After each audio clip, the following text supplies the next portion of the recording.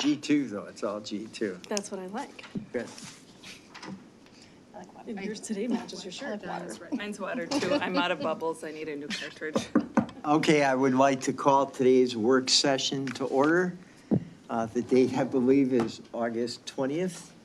And we'll turn it over to Rob Bauer, our high school principal. Wow, thank you. Board Chair Potashik, members of the school board, Superintendent Pontrelli, and others here.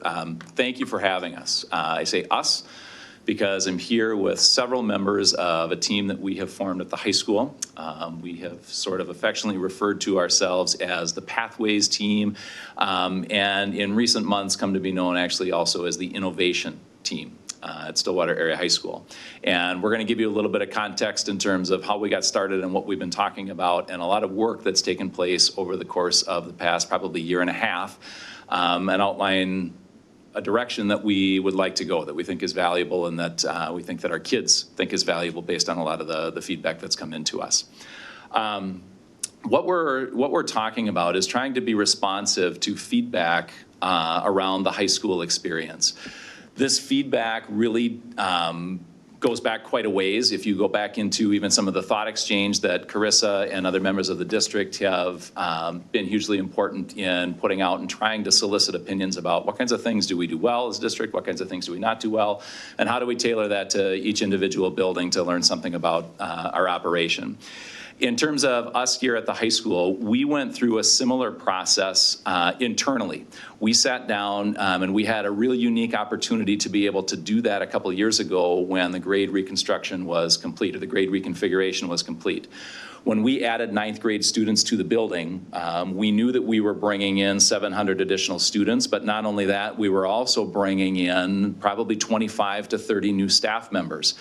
And what we identified at that time was that that was going to be a real unique opportunity for us to kind of redefine who we were.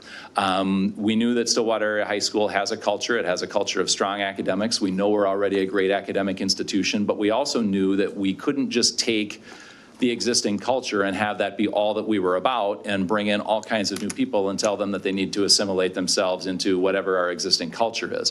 We knew that we were going to have a new culture with roughly 1/3 of our staff being brand new. We had to, and these are talented people that we were bringing in.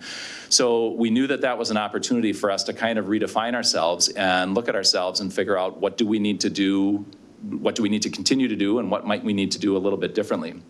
And during the process that we had, which played itself out over the course of several months through staff meetings, through other kinds of events, is we recognized some of the areas that we felt we needed to grow on, and we kind of synthesized those into 3 big groups. And one of those groups kind of started forming around this concept of pathways.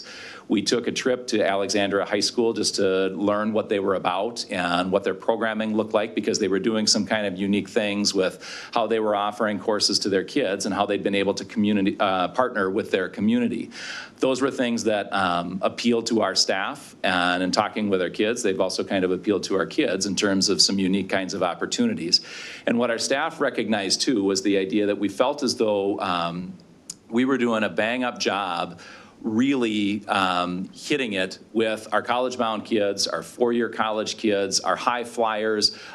We felt that our programming there was really, really, really solid. We felt that our programming was solid across the board, but we also felt that there was room for growth and room for improvement in how we served our academic middle in terms of the opportunities that we were offering for all of our kids across the spectrum. And so we began to talk as a team about how do we capitalize on that, or how do we repurpose ourselves or repackage ourselves to meet the needs of all of our students that are coming in through the doors at Stillwater Area High School. And that became really the basis for the innovation team.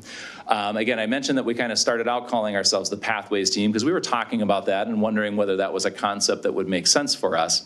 And that morphed into innovation after we'd had some tutoring, if you will, in the human-centered design concept. Human-centered design, it's a problem-solving concept that takes you through iterations and modeling for developing new prototypes for how to solve a problem. And so we treated this like a problem, and one of the first steps in that process is conducting what we call empathy work. It means surveying your users, finding out from their perspective what are the issues. And so while we had surveyed our community, while we had surveyed our staff, we also then began, as this team was formed, by surveying our students. And we sat down with our students and asked them about their experience. Tell us about your experience. What are your perceptions about your overall academic experience at Stillwater Area High School? Some of those things are summarized here on the slide. Students felt overwhelmed at times with the amount of work that they were being asked to do. They felt pinched for time and how they were going to be able to squeeze in all of the different things that they wanted to do.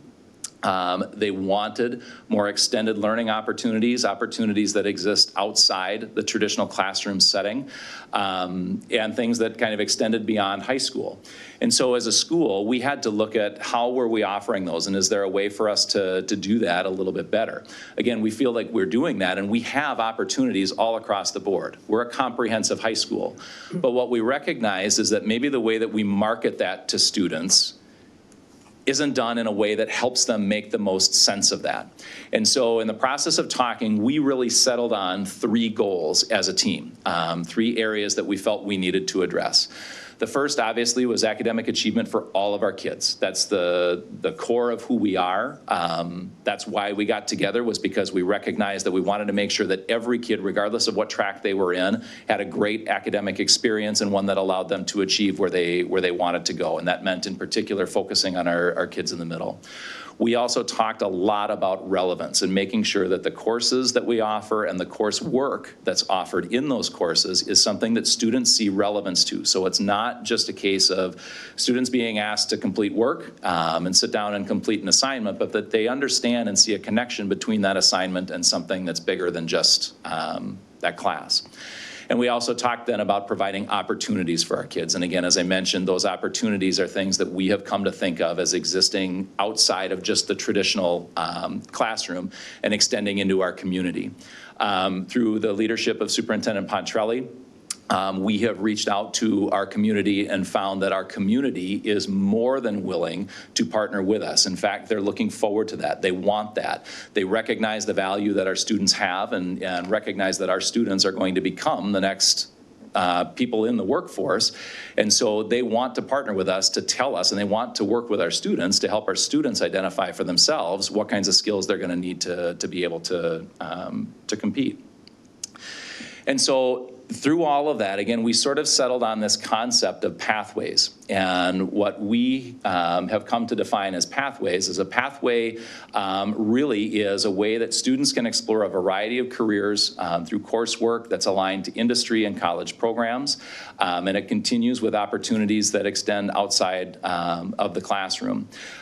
We have settled on a definition too, where we've identified a specific progression so that there's kind of some thematic elements that tie all of these courses together, where again, students could come in and if they wanted to explore a given pathway, would have something outlined for them, almost a prescribed program of study, if you will, that will allow them to take several different offerings within one kind of content area. There are several different terms I included in the one-page report that I believe was provided to you. There's a couple of different terms. Some people refer to it as career clusters. Some people refer to it as cluster areas.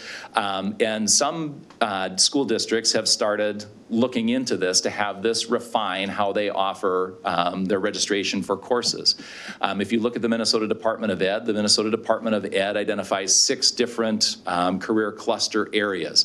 Some school districts will pattern that, some school districts that have pathways will choose to pattern their pathways after those 6 areas.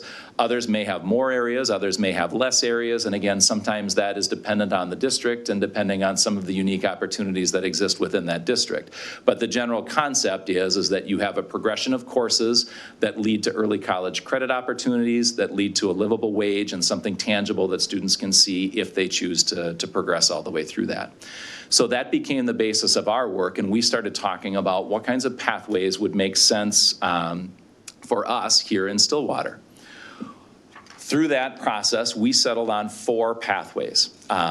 Those pathways are business, and if you want to refine that a little bit more, we've broken that down into areas of entrepreneurship, marketing, and management.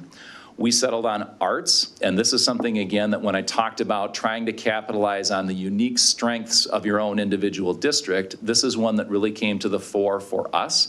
Arts is maybe not the most common pathway. If you look at some of the other districts that offer a pathways program, not all of them would include a program in arts. But again, when you look at the interest that exists within our community, the talent that exists within our community, and the opportunities that exist within our community, we'd be foolish not to explore deeper opportunities for students because we know that the interest is there. They've told us so.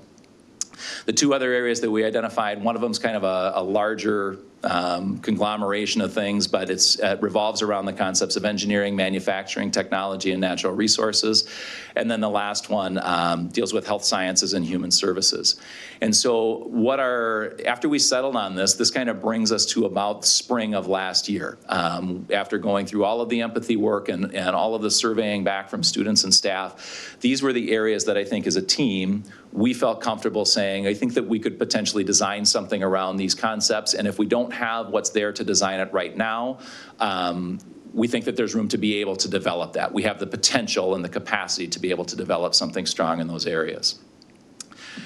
So with that said, we have gotten together many times over the course of the summer. We've hosted probably, I think, 7 meetings so far over the course of the summer to work on our pathways and continue to try to refine them. We've settled on some terminology also that I included in the one-pager. And the two terms that we have come to use that we'd like you to be familiar with are a pathway and a program of study. The pathways, again, as I mentioned, are kind of the 4 broad areas there, the ones that are bolded there in that last slide. So business is considered a pathway. Arts is considered a pathway. Engineering, manufacturing, technology, natural resources is considered a pathway. Health sciences, human services is considered a pathway. With that said, each of those pathways was refined a little bit into what we called a program of study. And so you can see there are 3 slides up there, or 3 kind of visuals in there that take each of the individual pathways. So again, you can see the arts slide up there. Arts, again, is what we're, for our terminology purposes, what we are calling a pathway. But within arts, there are 3 different programs of study that students could pursue. One of which we outlined is performance, one of which is fine arts, and one of which is journalism and communication. And that concept can be similarly extrapolated out for each of the other areas in terms of pathways and a program of study. So a program of study is a narrower band within that. Our work this summer really centered around looking at all of our existing courses in the Stillwater High School curriculum. And what we did is we ran an audit, for lack of a better word, on all of those courses to try to identify, is there a program of study that each of these courses would align to? As it exists right now, and those of you that are board members that are parents and have students in our building, you probably know this, our registration guide to this point has consisted of a list of departments. And within that list of departments, there's a list of all the courses that are offered in there, and there's a course description in there, but there's a couple of different links or clicks that you have to go through to find things and go through and read all of the different individual descriptions and then try to figure out, does it make sense to take this course after I've taken this one, and how do all of these pieces kind of fit together? The work of the team this summer really centered around trying to take the courses that we have and put them into an organized fashion so that a student can see a very clear progression starting in 9th grade, where if I have an interest in a particular area, here's a progression that makes sense and a list of courses and when it might be logical to take those courses, so that if I wanted an experience in that particular pathway or that particular program of study, it's very clearly identified for them. A couple of other concepts that became important for us as we engaged in this audit work. Some guiding principles for us. Number 1, courses are listed by grade 9, grade 10, grade 11, grade 12, but it's important to understand that is not etched in stone. That's not intended to be set in concrete, and we will clearly develop language around that so that hopefully parents understand you're not bound to take this. You don't have to take this in 9th grade, or if you don't take it in 9th grade, you haven't missed a complete opportunity. This is just something that is repackaging what we have in a way hopefully that makes sense, so that if they're beginning with the end in mind and they're trying to plan all the way through their 9-12 experience on the beginning side of things, they've at least got a picture of what that might look like, so it can help them with their planning a little bit better. Some other pieces that we talked through is there had to be a progression starting out kind of with an introductory level course. And so there's some room for growth there. So as we continue to refine this, if this is something that catches on and people are willing to get behind and support, we've talked about the idea that we should have some clearly labeled introductory courses in the beginning and things that progress towards more advanced courses at the end. Some other pieces that we talked about, some guiding principles are we wanted to make sure that in order to be strong and robust, each pathway and each program of study really should have early college credit opportunities. Because again, we're talking not just about our academic middles, but we're talking about all across the board. So we need academic achievement for all. And so we want to make sure that those AP offerings, those college and the schools offerings are still strong and that they also align to the pathway work that we have.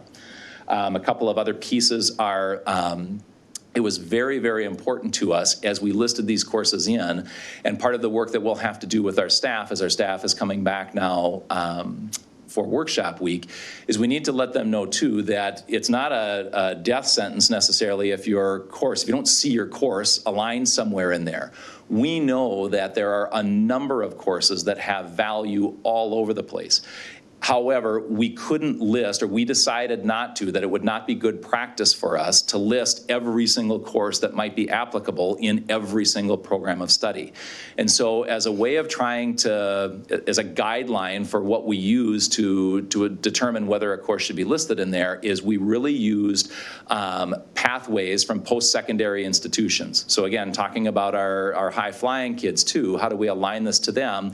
We use Century College, we use the University of Minnesota and St. Thomas University as guides because those are three schools that do have some pathway programs outlined.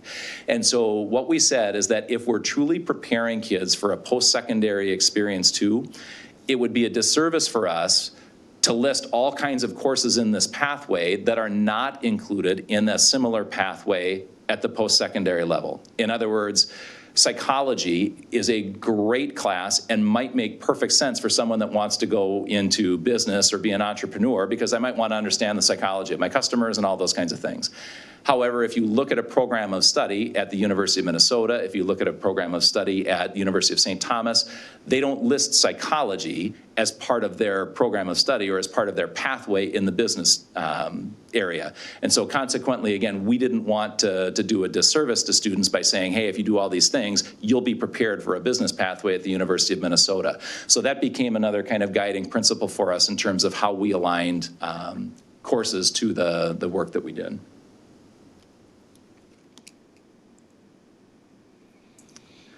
The other piece that we did is after we had a rough draft of that audit and tried to figure out where all those courses might go is we ran an analysis of each of our programs of study to try to determine how viable each of those were based on the courses that we had assigned there.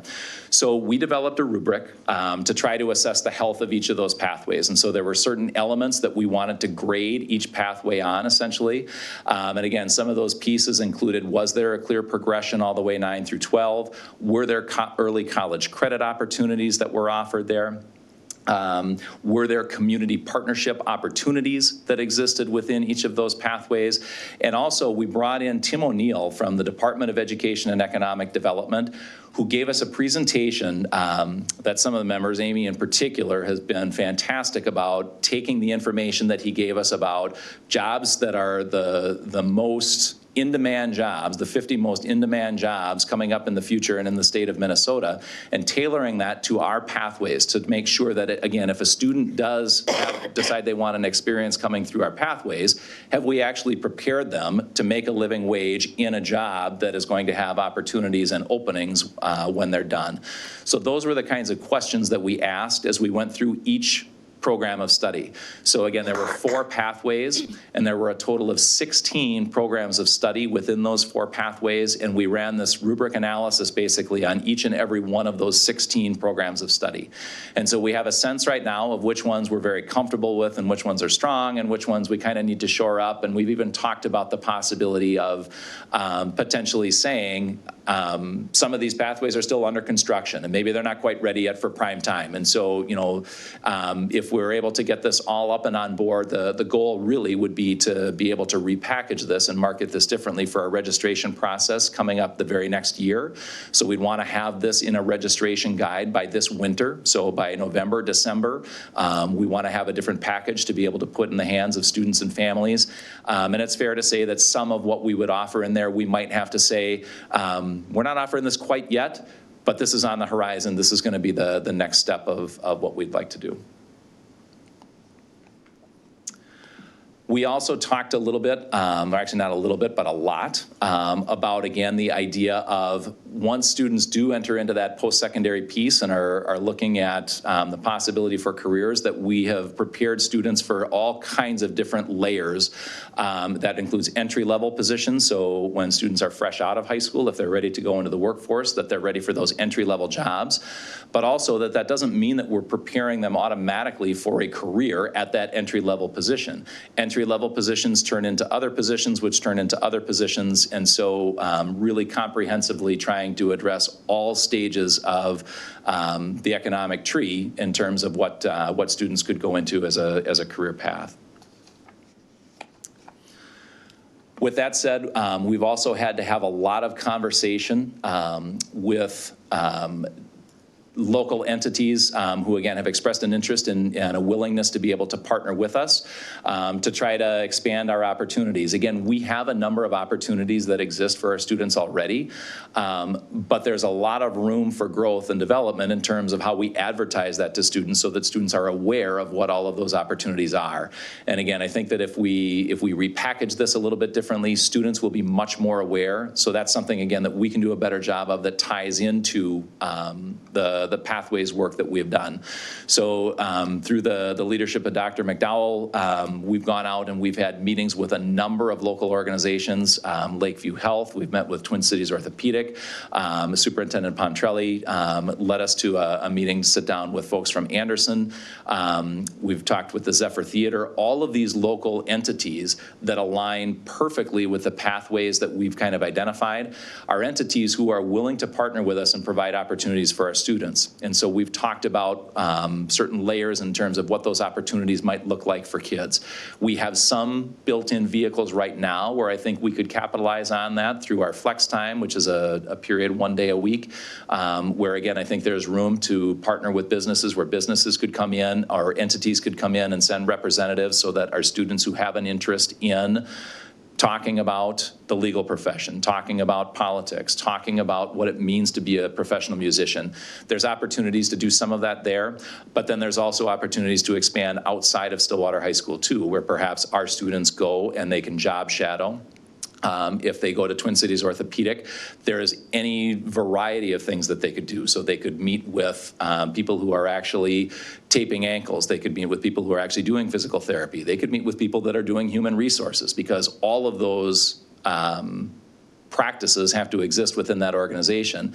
And so if that's an organization that's willing to partner with us, again, it's opportunities for our kids. And then hopefully even progressing to the next level, which is maybe our kids can progress to the point where they're actually doing work for that organization. They're doing some kind of internship, some kind of apprenticeship, if you will, but something where they're getting kind of on-the-job training in a more formalized kind of way than what we have to be able to offer right now.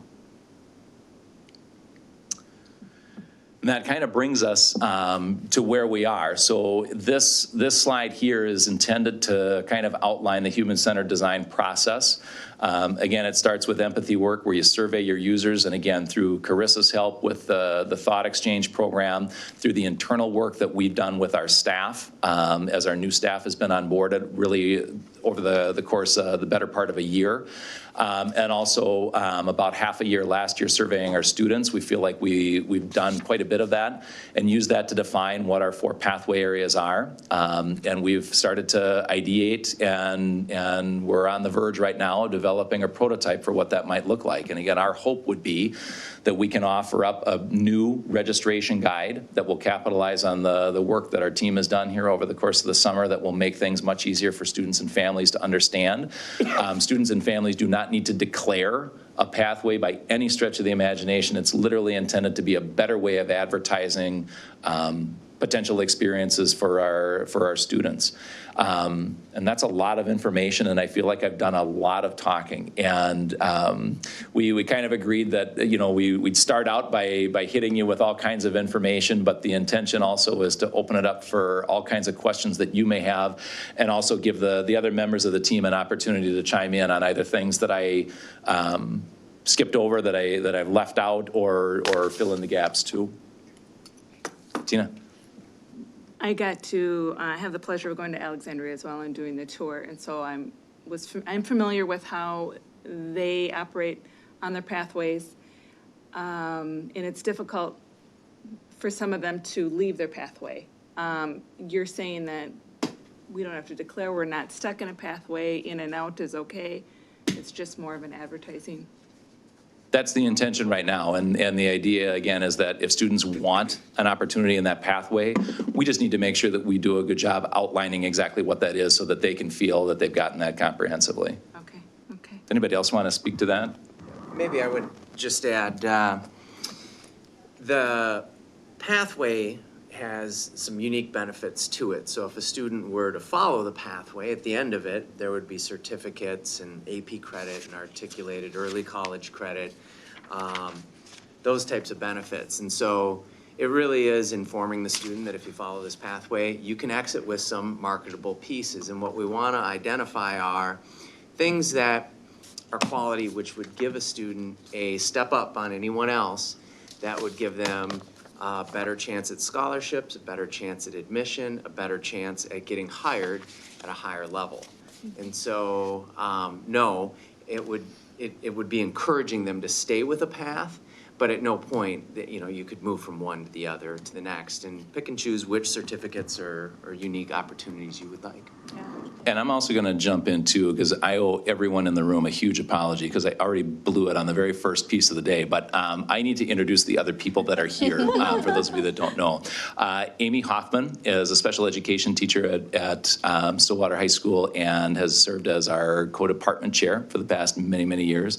Nick Springer is a math teacher at the high school, and also teaches computer science and has been integral with some of our human-centered design work. Nick actually utilizes human-centered design with a lot of his computer science kids in the classroom. So they're going through this process as they develop projects for what they're using computer science to solve problems on. Erin Drevlo is one of our assistant principals at the high school. Rachel Stile is an English teacher and also has been a huge facilitator with helping out this particular team and really spearheading this initiative going forward.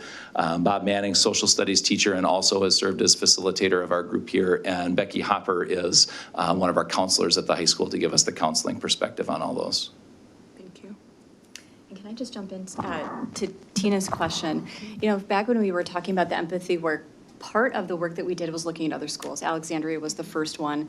We've also looked at the Mounds View District, Burnsville, Forest Lake, and White Bear Lake. And Alexandria was the only one that we noticed that did have students declare a major or a program of study. We liked philosophically the idea that kids could be mobile within a pathway. Maybe they're trying out some business and some marketing and some entrepreneurship. So they could dabble in a little way, but understand how all of those were clustered within a pathway without having to declare something. Yeah. Or maybe they tried some performing arts, which again is a strength for us, but also some business. And then kids have more exposure and opportunity. So just to kind of answer that, that was part of the empathy work that we did there too. Perfect, thank you. First, thank you for all this work. I'm excited for what will come. Question about, maybe you haven't gotten to this point, but have you talked about how we're going to get students to be exposed to what are the opportunities? Because it goes back to middle school, right? Like, you can't wait till they get to your building. They have to have somebody come and share with them, here are some opportunities, and kind of help kids figure out where they have some aptitudes. Have you talked about that? Becky, you want to talk about our process a little bit with some of that and just the outreach that you guys do? Sure. So we do, as counselors, partner with the middle schools in terms of, right now, the students use MCIS to lay out what we call a 6-year plan. So they look at current course offerings, they look at the requirements for graduation, and we ask them to map out their plan throughout high school, including the first 2 years after high school. And so I think that's probably, so I guess to answer the question, I don't know that we have necessarily defined it yet, but to me, that makes a lot of sense that we do start, in the middle schools, that they are making really intentional choices and know what kinds of things they want to try to pursue, what's out there. So it will be, I think it's just a really positive direction to go to help, students make really good choices and learn about themselves in the process. And we have some good tools to make that happen. We just need to form a more concrete way to do it and Thank deliver you. it. Along those lines, don't they develop a plan in middle school? And I'm trying to think what grade that is. Is it? When do they Eighth grade? develop a plan? Yeah. 8th grade.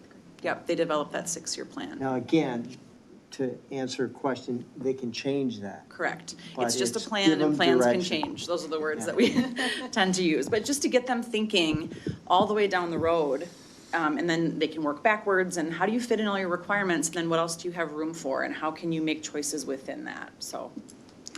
And I'll add one more piece. If you look at the 2019-20, the very bottom bullet is a common freshman experience. One piece that we gathered out of our research and empathy work was many high schools do offer a common freshman experience in which kids are exposed to multiple different college. I know Alexandria is one example of that. That's where kids might be exposed to some of those introductory courses within each pathway, some career exploration, college exploration, some skills assessments, those kinds of things. So that's partly what that's referring to there as well. I'd like to say that I really appreciate that because a lot of kids don't know if they like something if they've not been exposed to it. Mine is supposed to be on a path for biology, but was exposed to finance and really enjoyed it. And those are completely different areas of interest, so. I Ecolab appreciate needs that. accountants too, so. There you go. True. I'd like to add, I think the pathways should be thought of as much as something to pursue as something to explore. And so those opportunities, kids don't know. Many adults don't know really what they want to do. And so one of the things that all of us have found and that I think people across the country are finding is that we have to change our mindset a little bit as the economy has changed. We have to rethink what post-secondary options are available. And so to get kids to even think about that is a first step. And so the pathways give them something to visualize. But really, I personally would support exploration versus trying to get onto a pathway and to try the different things. Do any of the other school districts that you have explored use any type of assessment or surveying of students for their interests and abilities before they even try to make a choice of a pathway?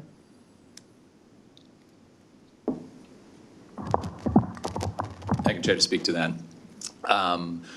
Good question. We didn't ask that formally, but every district right now is responsible for making sure that students have personalized learning plans. I mean, that's a legislative component right now of what schools are doing. And so I would venture to say, although I guess I don't know this for a fact, but I would be shocked if there are school districts that don't have some kind of, almost call it like a counseling management system or like a counseling curriculum that's a part of what they do.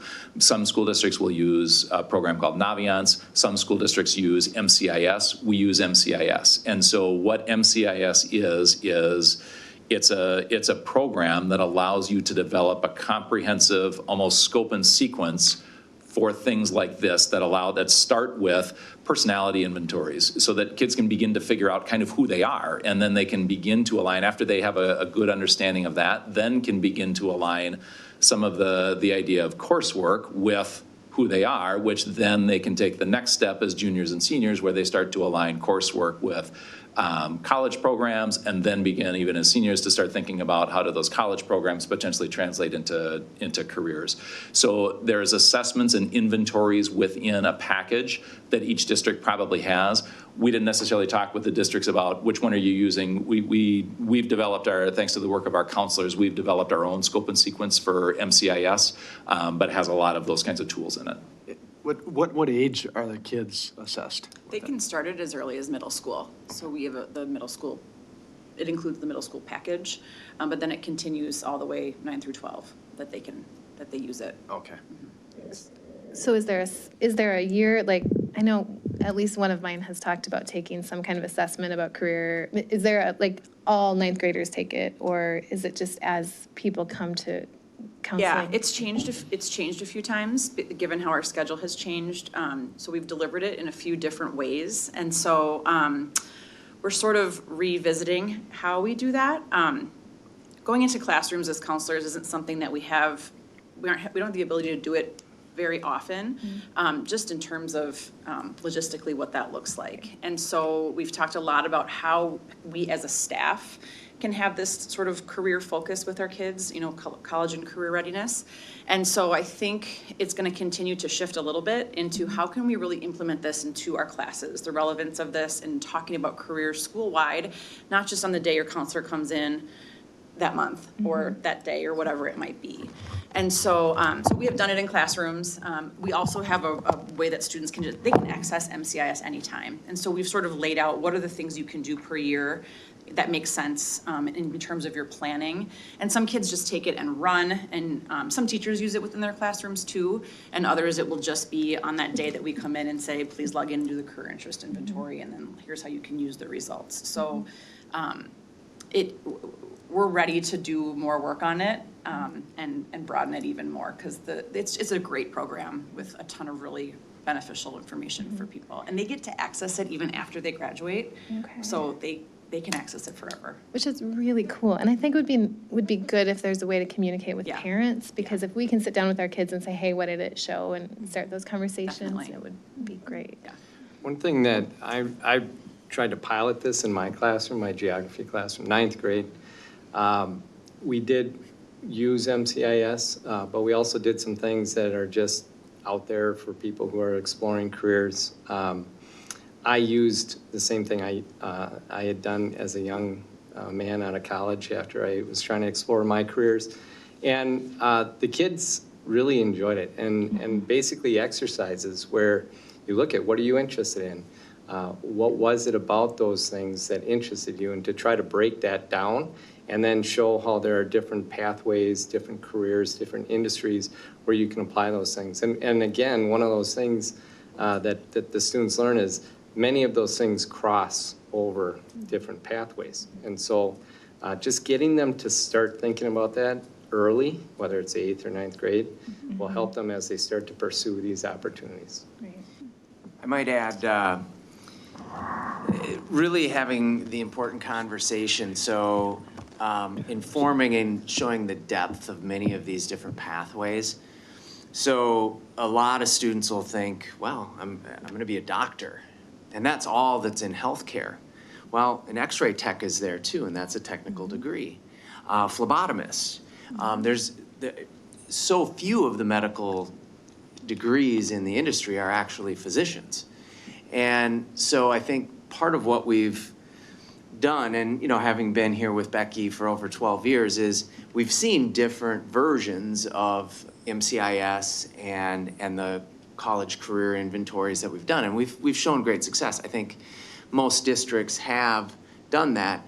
We're on the precipice here with this program of here's a lot of options, and now we've got to have the students figure out which options actually fit. So it really loads that question, and it really demands for us to deliver something. And one of the things that resonates, I think at least with me, is what gets done is usually measured. And so is it something creative that we look at where it's an actual course or a graduation requirement? And yet we don't want to add more to our kids' plate. So how does that look? Is it our flex time model? And we've attempted to do that last year, and that didn't quite fit. So I think there's a lot of really neat pieces that could transpire here. It's just a question of us getting there, and it hasn't fully been developed yet. But that is one of the key questions, is having the students figure out which pathway they actually want to go down, and all of the millions of different deviations that they could do. It's exciting. And Shelley, I appreciate the point that you brought up about parents, because we've already talked as a team and with the counseling team about how can we do a better job of comprehensively making sure that it gets to all of our kids, but also B, making sure that parents are aware of what's going on. So one of the pieces actually that we've spent a lot of time, and the 2 short days that we've already been back together as a staff, is continuing to shore up our use of Schoology. And that was a shift that we made last year. Ideally 2 years ago, some teachers were starting to play around with it, but last year is where we really made a shift to say, okay, we're streamlining our efforts with regard to learning management now. I know Google Classroom is good and has some features. I know Edmodo is good and has some features. I know Moodle is good and has, but you know what? We need to make this easier for our kids and for our families. And so we kind of streamline that into one platform, which is a good thing. And the more parents become familiar with that, our counselors have actually already loaded up the scope and sequence for grade 9, grade 10, grade 11, grade 12 into Schoology. And so as we figure out the best ways to comprehensively deliver that to our kids in school, we've also talked about, okay, when that happens, how do we communicate to parents to let them know all of this is what we did with your kids. This is what your kids just went through in terms of exercises and kind of why we did it. And by the way, you can access all of this stuff here too to reinforce some of this stuff at home or ask whatever other questions to follow up. Great, thank you. Yep. Do you want to go? You go first. Okay. Well, there are a couple of points on this slide that I maybe would like a little bit more explanation of. There's, was it on this one? Yeah, dual credit courses, pilot dual credit courses, and then also credit by assessment. Can you explain kind of where you are in that thought process and how that would work in our current structure? Sure, I'd be happy to start in on that one.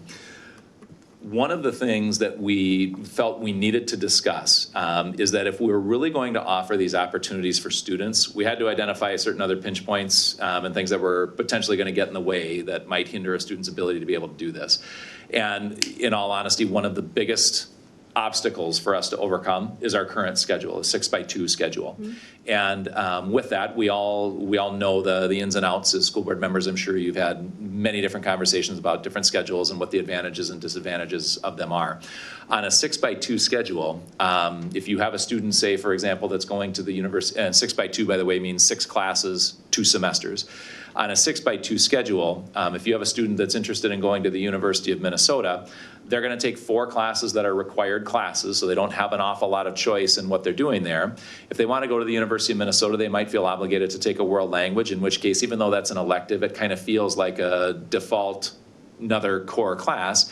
And if they have some area of passion, like say, for example, music, that ties up their 6 courses right there. And they don't have an opportunity maybe to take a business class that they might be interested in or any other particular area. So one of the things that we've talked about is we've tried to just brainstorm some ideas for how we might loosen things up in a student's schedule to allow them the opportunity to take advantage of some of the pathway and programs of study pieces that we've had. So a dual credit course, one example of something that we've just kind of brainstormed is there a creative way through, say, just as an example, let's take social studies and English, right? In 11th grade, students are taking US history. Ideally, they should be reading American literature. Is there a way to combine those two in such a way that through the course of reading literature and analyzing literature, they get a sense of historically what has happened to the point where they could meet standards of both of those classes through one course? If they can do that, that automatically has freed up space in their schedule to be able to attempt something else maybe that they might have an area of interest in. So those are some ideas that we have talked about. Credit by assessment is a way of awarding credit to a student who has demonstrated that they have learned the standards of the course.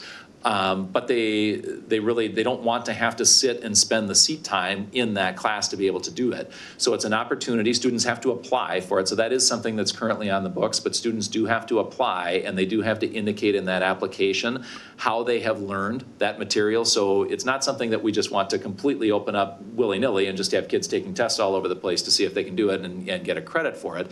There is a process that students need to go through, but we do want to honor the idea that if a student has the mastery of those standards, can we give them an opportunity somewhere in the schedule to do something else so that they don't have to burn up one of the precious slots that they have in taking a class?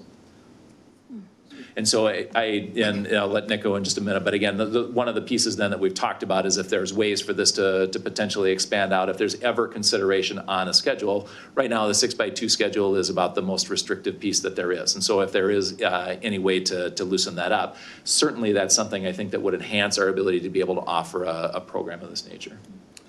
A lot of this is finding creative ways to do it. So a new course that we have this year is like the geometry with computer science. So you still get your geometry credit, it's still your math required course, but now you get to explore computer science a little bit and see, without taking an extra credit or without, sacrificing another elective class, you get to explore to see, hey, is computer science something I'm interested in? Give me the bare bones about it too. And there are a lot of different models out there that we're aware of that are potentially worth exploring. Eastern Carver, Chanhassen, they offer a system in all of their core areas called X courses, which it accelerates students through basically a year and a half of language arts in one school year. And there's an online component and readings over the summer type thing. So basically, by the time you're in 11th grade, your English is done and it frees up your senior year. So if someone was very, very advanced or at least willing to work hard, because these are regular level courses, this is not just for your top kids, you could free up for a senior capstone or free up for some real exploration later in your academic career for a senior year of some of these really unique electives. Again, we're not there yet. But I think that's some of the heart and the exploration where this is leading us towards, which I think is again, very exciting. Okay, thanks.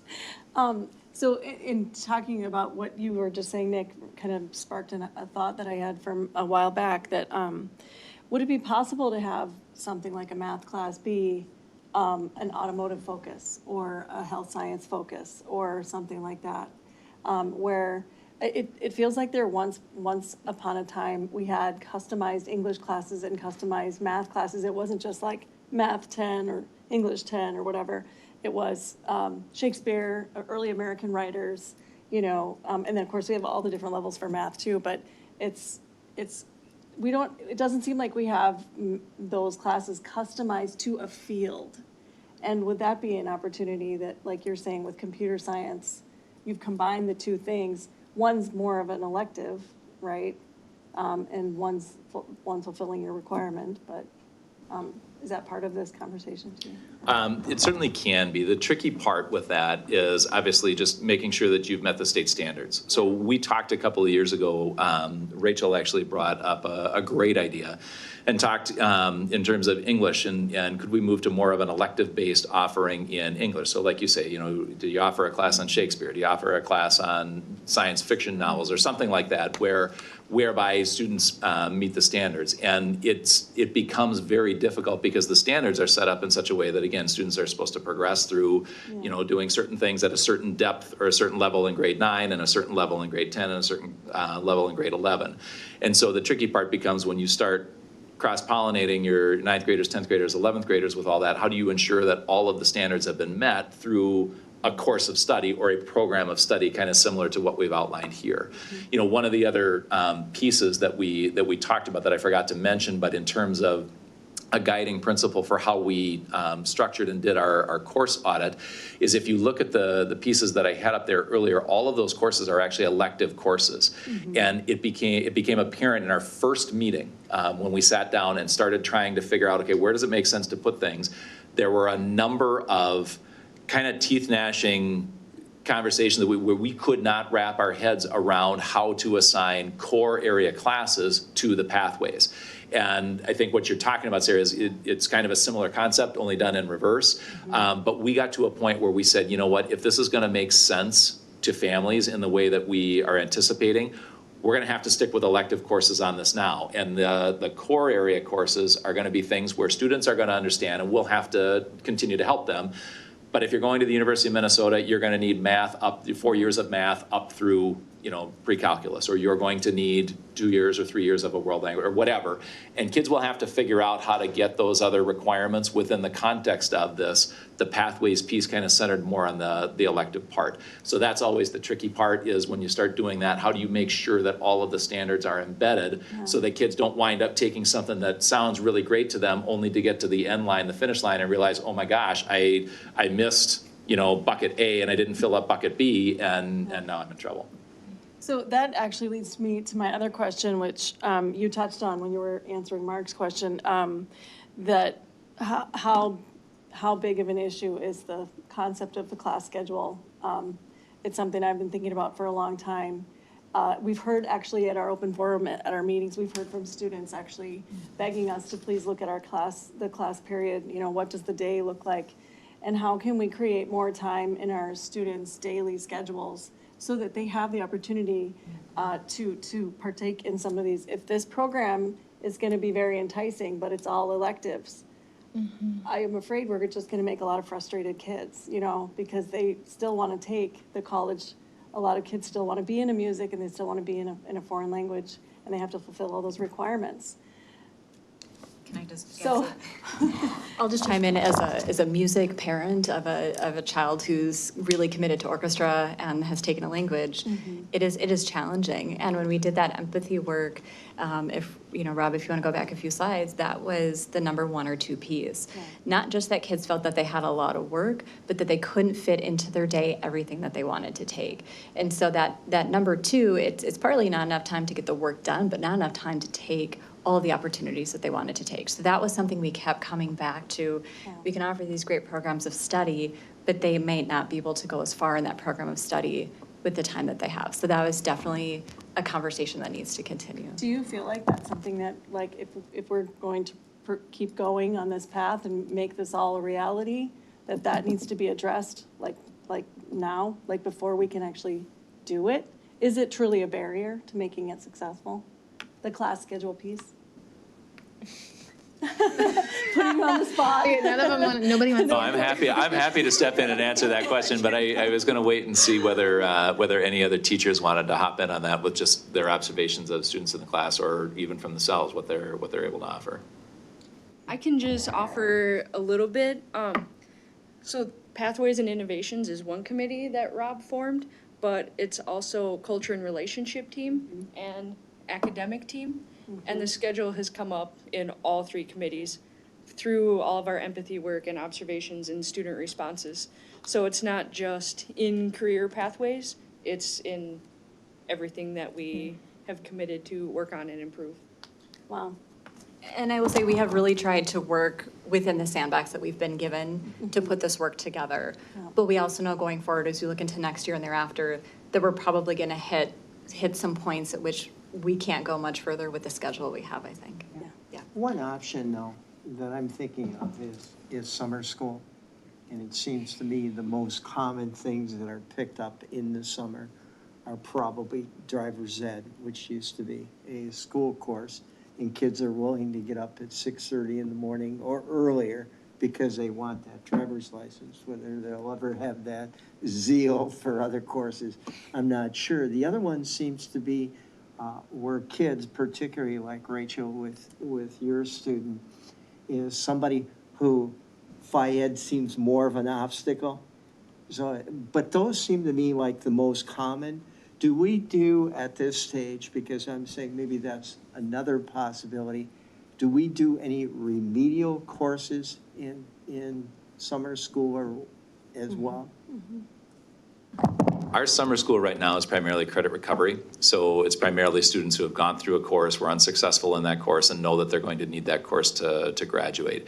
We do not offer much in the way of electives when it comes to credit recovery. It's almost exclusively core area classes.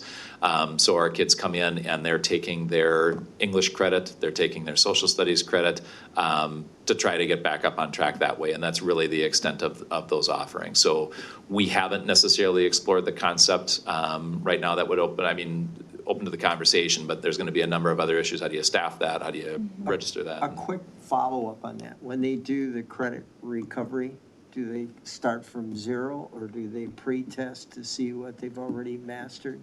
Yeah, they use online platforms, and the online platforms then help assess them and kind of fill in the gaps. Just from a board perspective, to your question, Sarah, I think the best way to describe it is the team will be able to design only to a certain point without additional funding. That's where I was going. Right, so, the reason that I word it that way is if you're looking at the schedule itself, to change the schedule is gonna cost additional dollars. If you look at going out to summer programming or additional programming, it's gonna cost additional dollars. So the reality is, yes, only to the point that the team and the staff can be creative to do what they can do inside of what exists, will they be able to progress forward in a quote-unquote pathways program. And then it will get stalled at that point until we add something different in terms of support, and because it's all gonna be FTE at that point, and time. So as it sits now, this is totally doable and totally capable because we're utilizing programs and classes we already have. We're just gonna repackage for the community to be able to start in that direction. But as this goes, Absolutely. Because what in some of the questions that have been asked with regard to dual credit and thing like that, the only time we'd be able to offer a dual credit class is if you have the correct licensed people delivering those standards in order to offer the dual credit and willing people to do that. So the system itself is going to confine on to what degree we can move forward until the system changes. okay. One Yeah. of the most ambitious programs I know of the places that you visited is Mounds View. How do they afford to do it? We don't. Yeah, or did you want to? Because I'm saying, there's an awful lot of kids there that graduate with associate degrees. Yes, and we did visit Irondale earlier this spring. They, because of their test scores, because of their programming, because of their partnership with their local community college, they were definitely one of the schools we tried to model our work off of. And they do have a freshman experience. They have a seminar course available. They require speech for kids who are going down that articulated credit pathway. And they do have, I think, slightly fewer than a dozen kids who walk out with a full 2-year transfer degree. But they want to ensure that no matter what program of study, kids are exposed to some type of 2 or 4-year college credit by the time they graduate. That is their commitment for every kid who graduates. So that was really inspirational for us in terms of that academic achievement piece and hitting everybody in their building. Do you happen to know, do they have more than a 6-period day?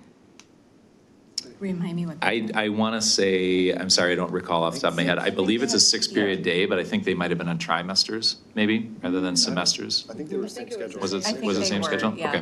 Okay. The one other piece that they did have, though, which again goes right back to funding, it all goes back to funding, doesn't it? Is they have one person who was dedicated to maintaining the partnerships within the community and maintaining the relationship between, I don't remember now whether they use Normandale or what, but for us, or Anoka Hennepin, for us, Century College is a very logical partner. And I'd be remiss if I didn't mention Sue Dion from Century College and the important role that she has played in helping us through the work that we've done throughout the course of this summer. But again, there's a person there who's able to make sure that whatever course gets designed at the high school level is going to meet all of the requirements in order to be articulated at the college level. So that, again, if their goal really is to make sure that every one of their graduates leaves with some college credit in the bank, they have to make sure that they've crossed all the i's, dotted all the t's, and there's one person who helps coordinate all of that. So, again, it's difficult to entrust a teacher, a principal, someone who is dealing on the ground with kids and parents every single day. You almost need someone exclusively dedicated to that kind of work to be able to make sure that all of the things are in place. Sorry. Go ahead. While we were talking about Irondale High School, we had the opportunity to go and visit, and we saw an incredible welding lab, which obviously goes back to additional dollars. However, we're really interested in reaching all students, and here's a real-life example. They have a student who is actually going into welding, standing alongside an artist, and standing alongside a student who was going into engineering. So there's reaching all students in one program. So we were just super stoked to see that. Yeah, I was going to say that earlier when you were giving your presentation, talking about that your focus was looking at the middle, that we feel like we're doing a lot for our top high flyers and we're looking at the middle.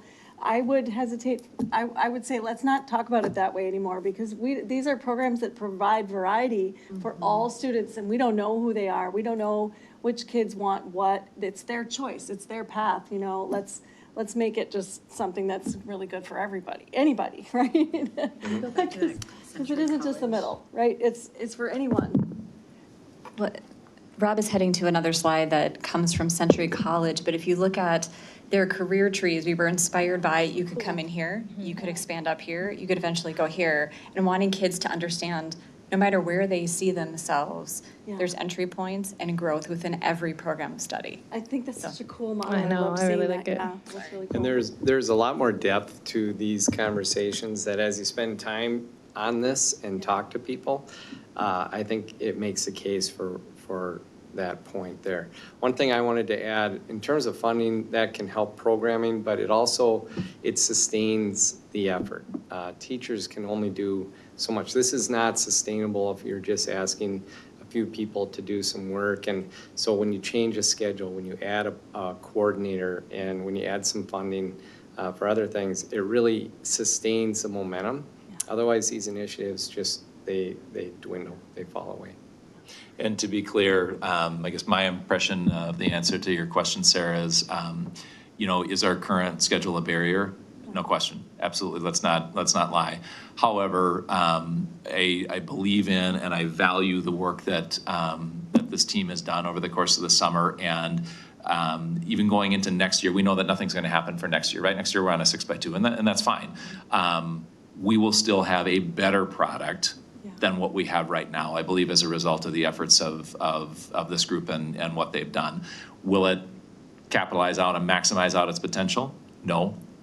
There's room for that, but it's a beginning, and hopefully it inspires enough people to catch on and say, hey, you know what, I really see the potential and the value in doing this, to the point where let's all get together and figure out what we can do to support this, because the opportunities for our kids are going to go up exponentially if we do.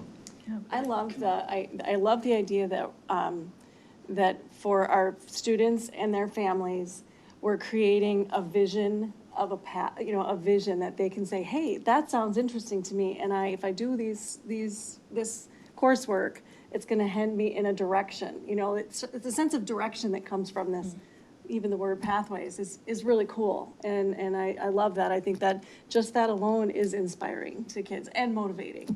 Yeah, and the potential for the reward of certificates and at the end of it, which is very important. That they could, if they follow a pathway, it's not just following a passion that they have, but there are potential financial rewards at the end of it too. Yeah, Yeah, exactly. yeah, thank you all so much for your work. Yeah. I had one other question too. Did you have students working with you on your committees? We did. So through the whole time, or just kind of as a resource? Yes. Great. Yes. Our student council divided up all of their student leaders last year to one, they had to pick one of 3 committees. Okay. So we had kids not only involved in the empathy work, they were a big part of our empathy work right from the beginning, but they joined our committee and sustained all the way through summer. We had kids to almost every meeting. Wow, that's great. Cool. All right. Thank you very much. We appreciate the opportunity to be here. Thank you.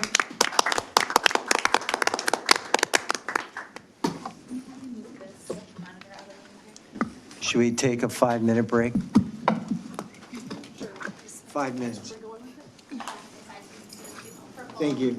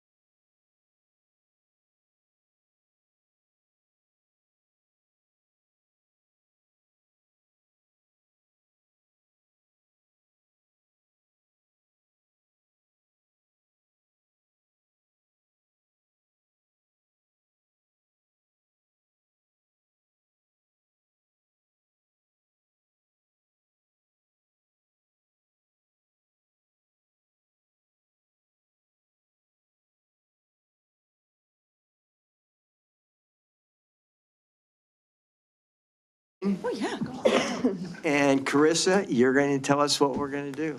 All right.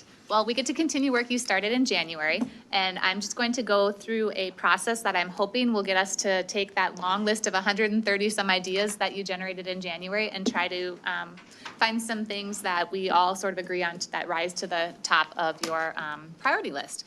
So if you remember back to the January 2019 school board retreat, we talked about hopes and dreams, and all of the board members kind of broke into small groups and listed just a big brainstorming session of all the things that you would love to see happen in the school district. And you've had some time to revisit that list, and I asked you to go back and identify the top 6 or so priorities that you had, and so that's what we'll be talking about tonight. The process that we're going to use is kind of structured and it moves a little bit quickly just because we have so much we're trying to get through. So I hope you can bear with me on that and don't feel like I'm rushing you, because I will be, but don't take offense to that. And we'll try to get through it. There'll be times when you'll work individually, as a small group and as a full group. And we'll start by kind of setting the context, then we'll work through the quick brainstorming session, which you've already sort of done, but we'll actually get it on paper and stick it up on the wall. And then we'll start clustering some things that look like they're common. We'll kind of come up with some main themes from that, and ultimately hope we should walk away with a list of at least some priorities for us to start the work. I will say this is probably not a one and done thing, because as you start to set your priorities, there'll be a lot more conversation to follow, because obviously the next question, you already brought it up here, what's this going to cost? Is there some implication to that? And then there'll be some more conversation at that point. So with that, I'm just gonna start with a couple of quick questions, and we'll do once around the table, just each of you kind of jump in. For context, just what do you love most about the school district? Kind of a fun, short answer, but what right now do you love about our school district? Anyone can jump in first. I'll start. Yeah. I love our families. Families, great. We have amazing people here. I love our community. Yeah. I think we've got a very, very powerful program, whether you talk about athletics or you talk academics or whether you talk about the arts. It's easy to be very, very proud of what our students are able to achieve. That was kind of mine. Really, what's been striking me lately is our athletic and our arts opportunities for our kids. That and the community piece of it, to me, I love everybody together, everybody on the same team, everybody moving forward, just being proud and excited, and when I see that, I get goosebumps. Yeah. I like the pride. I mean, I think there is a real thing that is pony pride, that students that graduate from Stillwater Area High School are proud of their education and proud of this district. Class of 96, I'm an example, right? Okay, what work has been done within the past few years to identify priorities for the district? And anyone can just kind of jump in. Think of some of the examples of things that you've already seen where we've kind of started to set some priorities for the district. I think this Today. is, yep, that's a priority. I remember having a conversation maybe about a year and a half ago that was led by, I believe it was led by John Perry, where we had some really meaningful conversation as a board around what powerful lessons or gifts we ourselves had received from our own education. And I think there was a couple of times where there were some tears, like everyone was very emotional in that conversation. I felt like that was a powerful conversation to begin with, like what matters most in education to each individual student. And if we think about it from our own perspective, and then you can expand that to maybe what all kids need, you know? I think preschool in the schools, that's been a priority. Have there been any processes or things that you've seen take place here where kind of identified and set out, written out what some of those priorities are? I don't know if this goes back to, but the reconfiguration, the middle school model and the ninth graders in the high school, I think has been a fantastic change. And I don't know if that's a process, but it has been a change that I think has been good. I think when we did what was it called, the story line or whatever, the story wall. when we were looking at the story wall, and I think priorities came out of that. Okay. You might have touched on a few of these already, but what are some facts we know about the district's current priorities? You listed a couple examples, I think, of what you think are current priorities, but are there any others that you can think of? Mental health. Mental health? The middle school model.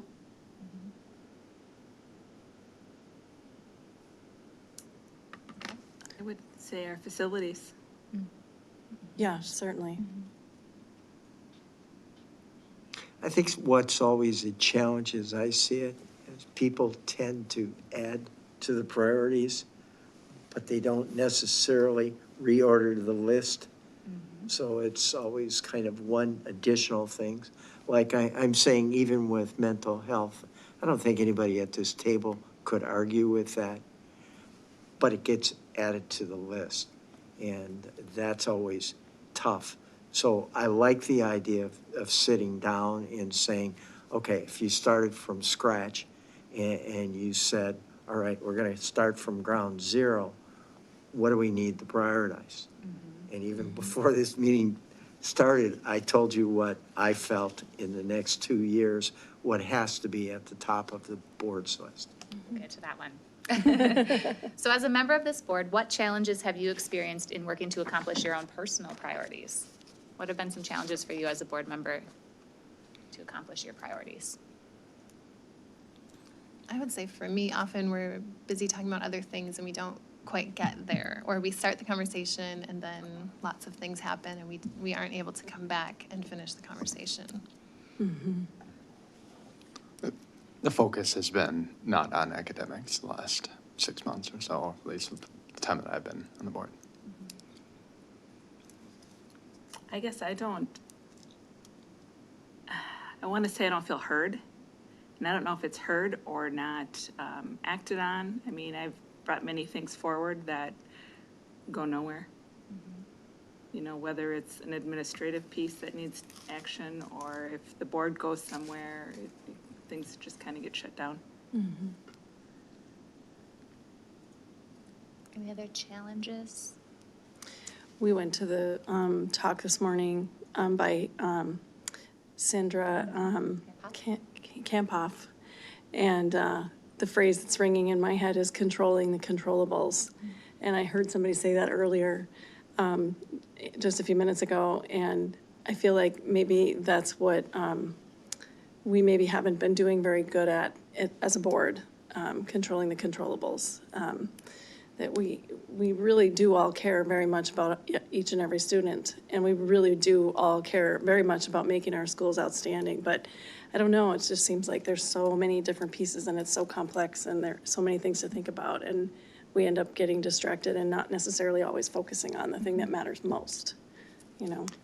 I think one of the real challenges is to prioritize your priorities. You know? Yeah. Because as board members, and I know this, and this goes for all educators, there's always groups, individuals, collectives, and justifiably so, who champion certain sections or certain programs. It's like part of our frustration here today is to hear about career pathways, know what should be done, but not have the resources to pull that off. And it's hard to talk about priorities when we're budget cutting, right? I mean, Yeah. like well, about new priorities anyway, but what's important. So that's kind of a segue to the next question. How might having clearly defined priorities by the board, I mean, kind of narrowing that focus and having those clearly defined priorities, benefit board members, our students, our staff, and our community? Focus. Focus? And it'll bring us together Focus if our work. we're on the Yep. same page. Focus, coming together. Well, yes and no, because one of the things you discover when you really talk priorities is mine and Sarah's don't always match. And so you have subgroups within. I can tell you, having sat on the board for 11 years, you could identify people who champion music. You could identify people who champion athletics. They weren't always the same people, and it's, those are collections, but that's where collaboration, cooperation, there are trade-offs. If there are some priorities, though, that have commonality among all board members, then you can really make progress, if there are some. And that's our goal today, is to Yep. see if we can Yes, find there some of will those. be. Find a commonality. So if we meet that goal and we find some, what are some practical ways that you as a school board can use those priorities that are defined? Well, I know one thing, the community engagement group is going to be meeting tomorrow. or Thursday, sorry. And, well, we've been talking about how we're gonna reach out and have some more meaningful conversations with the community. So if we have a set of clearly defined priorities, then we can be talking about those priorities with our community members and finding out what they think and what they want and, where they're at on things. What was the question again? What, as a school board, can you do to use these priorities? How will you use priorities? I think as we talk about levy, it'll help show that we have focus, that there are things that we're shooting for, and I think things the community can get behind. They can act to draw the community together too, if you have priorities that you're all working toward. All right, with that, let's get to our homework. So you were all asked to identify some areas or ideas that were that resonated most with you and that were kind of your top priorities. So you have markers and white pieces of paper in front of you, and what I'm going to ask you to do before you start writing is, as I said, we have a process. So I'm going to have you write really big, one idea per page. Trouble. 3 to 7 words. Now, I saw Mike's sheet there, so Mike, you're gonna have to try to narrow it down to 3 to 7 words. But for each of your ideas, take a sheet of paper, horizontally, please, write big, 1 idea per page, 3 to 7 words. So each of your ideas on a page. Give you a couple minutes to do that. Can we use any color? You can, you have any color you'd like. Ooh, I know, these are my favorite markers. Blueberry.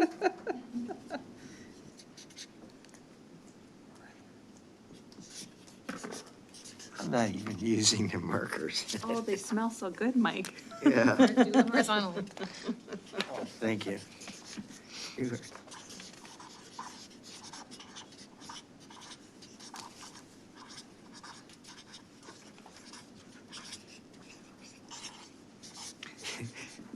If you use symbols, those don't count as words, right?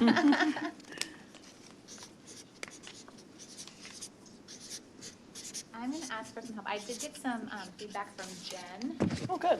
So if I can- anybody's really fast and then wants to try to do hers, and then I think Shelley got some feedback from Liz as Yeah. well. Okay. So if you happen to get done with yours and then want to write down somebody else's, that would be great too.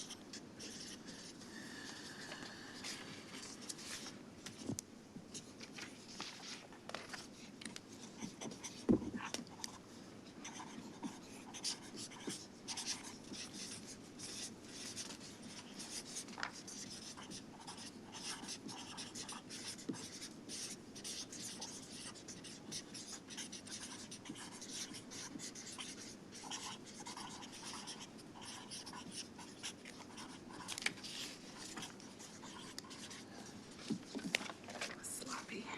Mine too.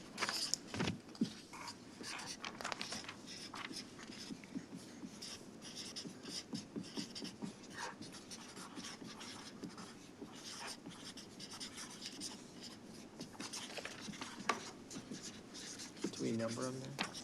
Like 1, 2, 3? Not yet. Are you done? Mm-hmm. Do you mind starting with Jen and try to summarize hers if you're able to do that as well? Just don't tell her I did it. I won't tell her, but she might be watching.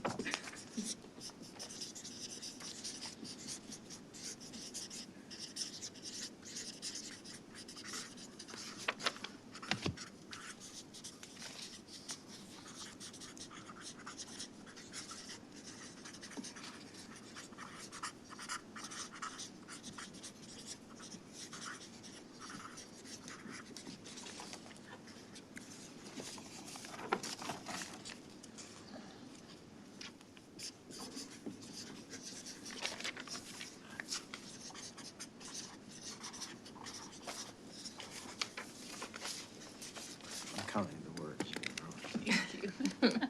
Following the rules, perfect. Plus, I'm going down the line. I may not get to 6.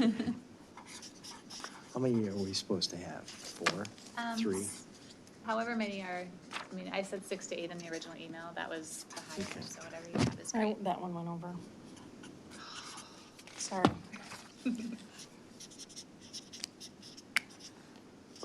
I can do a few of, You want to do a few Jen's. agendas? I Why can don't do you start some. at the bottom? What, how many Okay. have you gotten done? Oh, these are Jen's? Jen's? I will Do we have have Liz's? two Yeah, I done. have her. Oh, you You'll got have Liz's? 2, so if you want to Because start. I'm going to add to my 3 while I Okay, did that. perfect. Before I, so I'll work from the bottom then of Yep. Jen's, Mike? Okay. I'll do Yes. 5. go a little higher, Sarah. You want 3? Yeah, I'll go do with 3. 3. Here's another one from. So if you want Jen starting at 3. you're So doing wait, so 6. Mike's already done 1 and 2? He's done 1 and 2, yep. Okay, and you're doing 6? Yep, Okay, I'll do 3 and 4. so I'll do 6 and 5. Okay. Are you done? Do you want to do, are we missing one? I'll do 6 and 5, and I You think do 3 and 4. Yep. Okay, then we're covered. And Shelley, are you getting Liz's? Yeah, I'm almost there. Okay, Do you want to do perfect. her last one? How do I shorten this?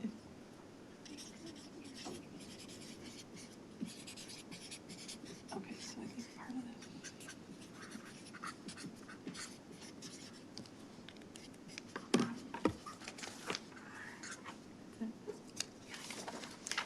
There's Thank you. 1 and 2. And I'm going to pick up You have another one, one do of you? mine. Well, yeah, Go ahead. Yep. so I'll end up with 4. Tina, are you done? Yeah. Do you want to take 4, because it looks like maybe you're still working on 3? Do you want to take your 4? Thanks. Can't have it misspelled. Just picking up this one, so you don't have to worry about 4. Okay, I got 3.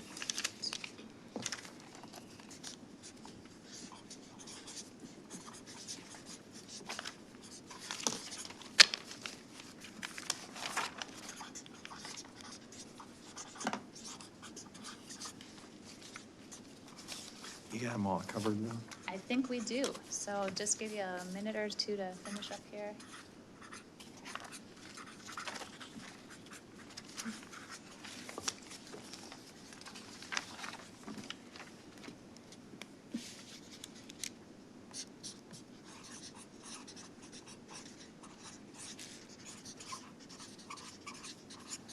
Boy, I just made 8, but we won't count the 2. I'll let it slide. Thank you. Sarah went over on 1 too. It's You're okay. very permissive. Well, I'm struggling trying to get one of Jen's done. There's a lot of words here. We're just Career capturing the more. I think you career probably already got the exploration, main yeah. I idea think on there, so. the It's the part of what we're trying to Spirit get of to. it. Yep. the headline. Do we feel like everybody's got done? Okay. All right, next step, and you can spread out a little bit if you need to. We're going to have the 3 of you and the 2 of you work together, share what you have, and ultimately you're going to try to identify 10 to 12 fresh concepts that you guys think would be good to share. So kind of the most clear concepts out of what you have that are unique, 10 to 12 in your group. Okay. Know that we will cover everything, so don't worry about that. Just pick the 10 to 12 most clear ideas that are different. Do you guys want half of Liz's then? So we have about the same. Oh, sure. Maybe I just You don't guys know. both have, you have both Jen's and Yeah, Liz's? that's We- perfect. I've got some of Liz's, Jen's have one here. of These are Jen's. Jen's. Okay, we could take Jen's. Yeah, we'll then. take Jen's. Do you want a couple of Liz's too? Yeah. Do you feel Sure. like you have too much? Oh, all right. Okay. Okay, Okay, let's so you move it just on have a little 5 bit. minutes to do this, so work quick. Spread them out on the table. Set timer for 5 minutes. Let's just put them out like that and then decide which ones we're gonna keep.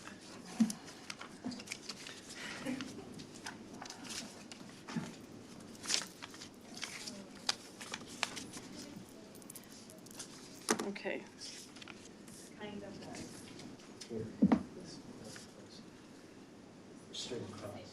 Okay. All right, so we've got. Expanded objectives is. Let's go 8 to 10, as I'm seeing in front of you what you have. Let's pick about 8, 10 as, if you need as many as 10. Here's, these 2 are together. That's kind of important, I think we're gonna keep that one too. So these 2, we're gonna keep together. We have a couple different career opportunities too.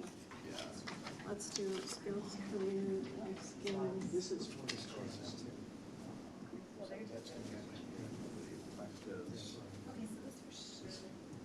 Early arts, yeah, sure. Increase opportunities for students. That goes in the career thing too. That goes in this one. Well, This yes, is another one. yes, This was Jen's life skills, his career opportunities. Yeah, I So you put put it all in this, one. I think so. I think so Put too. it on top. Okay. Oh, here we go. There's another one, self-interest. I feel like, More opportunity for foreign language. Yeah. Goes in there Because too. I have it as well. Yeah. You know what I suggested? Okay, so I had, You guys are kind of getting ahead. If there's anything in here that's somewhat unique from each other, I see that you have a lot put together. yeah, If there's something, I see In like here? one's life skills, one language, feel free to still keep things a little broad right now. We'll focus, we'll start narrowing down as we go okay, through. so I think this life skills course is a little different. And the foreign language is. About 8, I was just trying to get a feel for what you guys So have. So opportunities for can you come up with like self-interest 8 clear ideas to start with, knowing that we'll get to the other ones as well? Well, those two are Programming finance. curriculum, that's a little different too. Expanded arts. And then if you can find your 8, you are welcome to start sticking them on the wall. Expand opportunities for students. This is kind of like career, let's do that one with this, career. Okay, so these are all the same, but these are different. So, this See, one, I would put I don't know this if this was, as a sub under regaining. I think this is important that we get this up there. I mean, That's, I think that. yeah, okay. So we got to limit it down to 8. You're gonna have the opportunity to put more. This is just the first round. So for right now, pick the ones that are most important, that you guys kind of feel are the most important or the clearest ideas, but know that you'll get to come back to the others as well. So, this one here does this have to do with is this. the budget then? Comprehensive, so early interventions. Yeah, yeah, it could, very definitely. That might go under, yeah, you're right. That's right, yeah. And as I was saying, don't get too much into trying to do the clustering now. If there's ideas that are somewhat the same, then You leave gotta make up them your mind. separate. You want It's a 8 or stretch. Are you coming up with 8? I'm just saying, for this point, Take this one off, that's easy. make sure that unique ideas are still left out there. Let's take it off. I'm good with that. You're gonna get more opportunities. So as you pick the first 8, go ahead and put them up on our board. Here, this should go with the, Expand life and life skills. so, with, I mean, That's 1, 1 minute left. 2, 3, 4, 5, 6, 7, 8, 9, 10, 11, 12, 13 we have. And we'll get to post more. Right now, we're just doing 8. So just pick any 8, throw them up there. Okay, how many do we have now? 13. Yeah. I think for me, Yep, let's put that up. Yeah. this. Well, kind none of this fits will with happen all if of this this, doesn't so I happen. don't know. This to me is separate. And we'll get to everything on your table. So let's just start with top 8 right now. That's a separate issue. And by top, I don't need to just pick 8. What are the clearest ideas on the table, things that make a lot of sense? Stick them up there. Somebody do pathways. We'll figure out which one to put. So that's 2.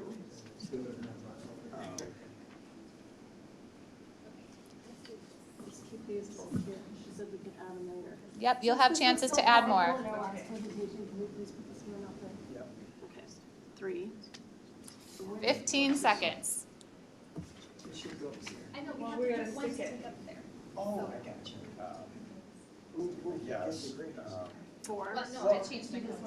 And at this point too, if it helps, this is not your priority right now. You're not setting priorities at this point. We're just sticking things on the wall. We still have a couple more rounds. I can see some anxiety over You here. have We're to okay. change your timer sound. You don't like that sound? We gotta prioritize that somehow with this. Okay, let's go do both of them. All right, let's start sticking things on the wall, please. Okay. All right, I'm we going can to do 2 give you more. that one. This one? Yeah, I'm gonna go. Arts, foreign language. All right, here comes the first one on the wall. We're moving. Now, what about? Just we stick have it anywhere on the text? wall Oh, over it here. It's will just stay? tacky, so if you push it down, I it think should we're at stick on 7. All there. right, I'm pretty 8. limited. Yep, here, right so there's I don't know perfect. how certain- Okay, so these are all similar. So we have language, we have arts, we have computer, and we have athletics. And you will get the chance to put all of the cards on the wall, so let's just put some up here. Put this one. Keep going. We get them in policy. Okay, sounds good. We're kind of already doing this one, right?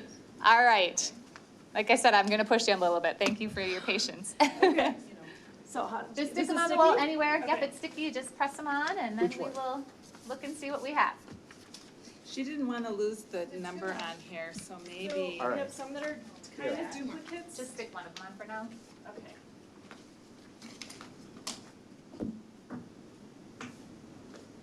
Okay, now as they're going on the wall, I'm gonna be asking for a volunteer to read what they see on the wall. Who wants to be my volunteer? Shelley's my volunteer, awesome. So as they're getting put up there, Shelley, why don't you go ahead and start reading them for us?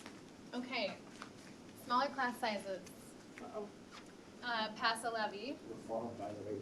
Board liaisons, balanced budget, increased parent engagement and communication, comprehensive career pathway plan, increased career exploration and exposure, redesign class period schedule at the secondary level, comprehensive GT services, increased student engagement, increased elective opportunities, comprehensive reading support including dyslexia strategies, skills career opportunities, closed session for superintendent evaluation, life skills coursework or training, including money and time management budgeting, desirable and sufficient learning spaces, and conduct anonymous teacher survey. So is there anything on here that needs clarity? Does everyone understand this, or is there something we need to talk a little bit more about? Read through them, make sure they make sense.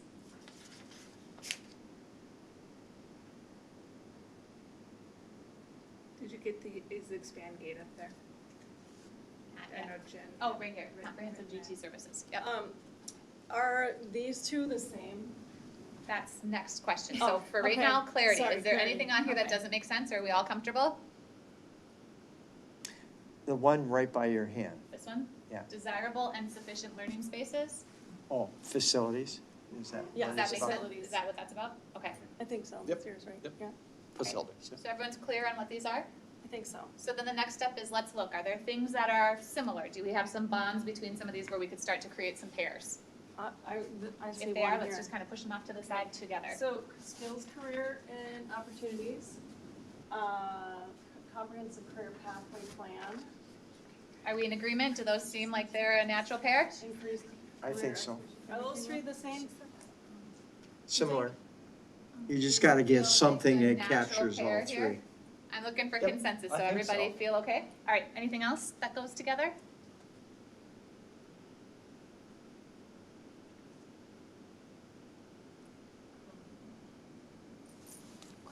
I mean, does this kind of go with those two, the Oh, maybe, skills and yeah. career opportunities? Although we have a whole 4 more that would fall underneath that. as I know, a so you said category. those are That so comes up similar. next, yeah. Okay, but I know, we're then getting all. when you do that, does this belong over with the three? Well, Let's just let's just stick to pairs right now. What are things that kind of go together that seem really close? And then we'll get to more of the broader at the next stage. So for right now, what are the really natural ones that just seem obvious that these go together? And that might be it for now. If we're comfortable with that, then the next round is to go back and again, pick any new ideas that are not already up here, and you can bring them up and stick them on the wall. I would say maybe these two. So let's stick to if you have 4 to 6 new ideas that aren't up there yet. Can we make that these parent engagement? Let's wait for the next one, because Okay. consensus, so let's So grab wait, what are we 4 doing to now? 6 new ideas, if you have that many that are not already up there. So these Did two, you put one? this was the reading one. You want to add it to that one? Well, Comprehensive reading support including dyslexia. Enhanced reading. you want new ones, right? You want different New ideas. ones, yep, new ideas that are not already on here, so anything fresh. So I would say Brand all of new. these would be fresh. So let's set all I'm have gonna try to keep track of the new This ideas. is 2 foreign language, computer It programming, makes sense in your mind. athletics, and arts. Yeah, What do you think? yeah. Should we just want to put them all up there? I think that's fine. This one is. So let's put our new facilities ideas one is kind of already down up here so there. they're all together, This which one are the new we ones. kinda already have. Just,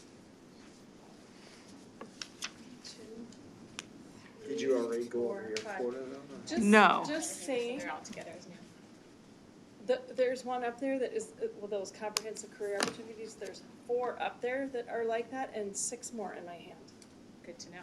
Keep Yeah, that for the next part. That's a big deal. That is, keep that for the next part, Yeah. because we will get to that. Those all new ones? Yep. Yeah. Are they similar? Well, These are all new for right now. Well- We'll start moving them around in a minute. So are these all our brand new ideas that are fresh and we don't have any repeats? Okay, so does someone want to read the new ideas for us? So we have So it's this Regain and maintain community's trust. Teacher survey. Magnet schools set assessment priorities, like how we assess. Receive academic progress reports 2 times a year. Expand athletics program for broader opportunities. Expand foreign language opportunities. Expand computer programming curriculum, and expand the arts for like an early music, a younger music program start, I think is what that means, right? Any clarity? Everything makes sense there? Anything we need to talk further about?